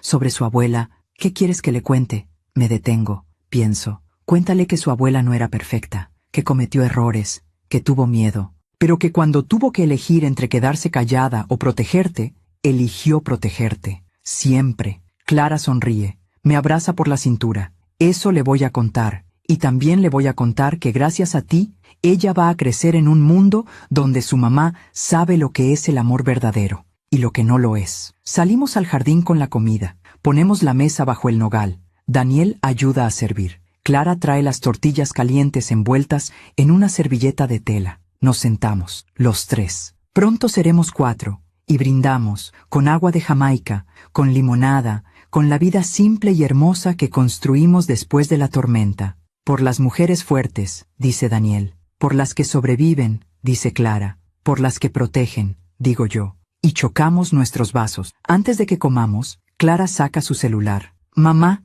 quiero mostrarte algo. Me enseña la pantalla. Es el diseño de una nueva portada de libro. El título, La fotografía que cambió todo. ¿Qué es esto?, pregunto. Es el libro que voy a ilustrar. Es la historia de una madre que salva a su hija de un matrimonio violento. No es nuestra historia exactamente, pero se parece mucho. Miro el diseño. Es hermoso. Una mujer de espaldas, sosteniendo un celular, y en la pantalla del celular, una luz brillante. Es perfecto, le digo. Lo es. Porque es real, porque pasó, porque importa. Comemos despacio, saboreando cada bocado, cada conversación, cada risa. Y me doy cuenta de que esto es la justicia verdadera. No Rodrigo en una cárcel, no la sentencia del juez, sino esto, mi hija, viva, feliz, libre, creando una familia, creando arte, creando futuro. Esa es la victoria. Esa es la venganza más poderosa. Vivir bien, amar bien, ser feliz. Cuando la tarde termina y ellos se van,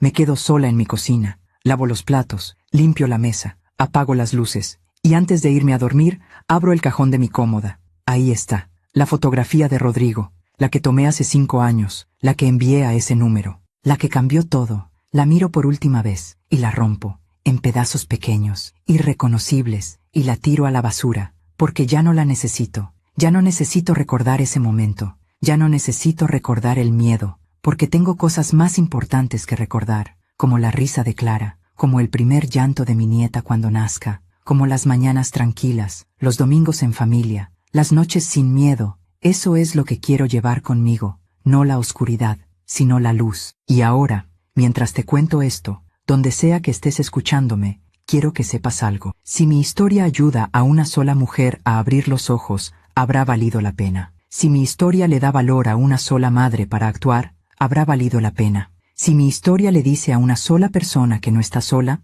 habrá valido la pena. Porque al final, de eso se trata la vida. No de vengarnos de quien nos lastimó, sino de ayudar a quien viene detrás de nosotras, de extender la mano, de decir, yo también pasé por esto, y sobreviví, y tú también puedes. Gracias por escucharme hasta el final. Si esta historia tocó tu corazón, compártela con alguien que amas. A veces, una historia así puede cambiar todo un día, puede salvar una vida, puede ser el empujón que alguien necesita para dar el primer paso hacia la libertad. Suscríbete y activa la campanita para escuchar más historias de mujeres que transformaron su dolor en sabiduría. Cada día, una mujer, una lección de vida. Y recuerda, la vida siempre cobra sus deudas. No necesitas vengarte, solo necesitas protegerte, amarte y confiar en que el universo hará justicia, porque siempre lo hace, siempre. Que Dios te bendiga y hasta la próxima.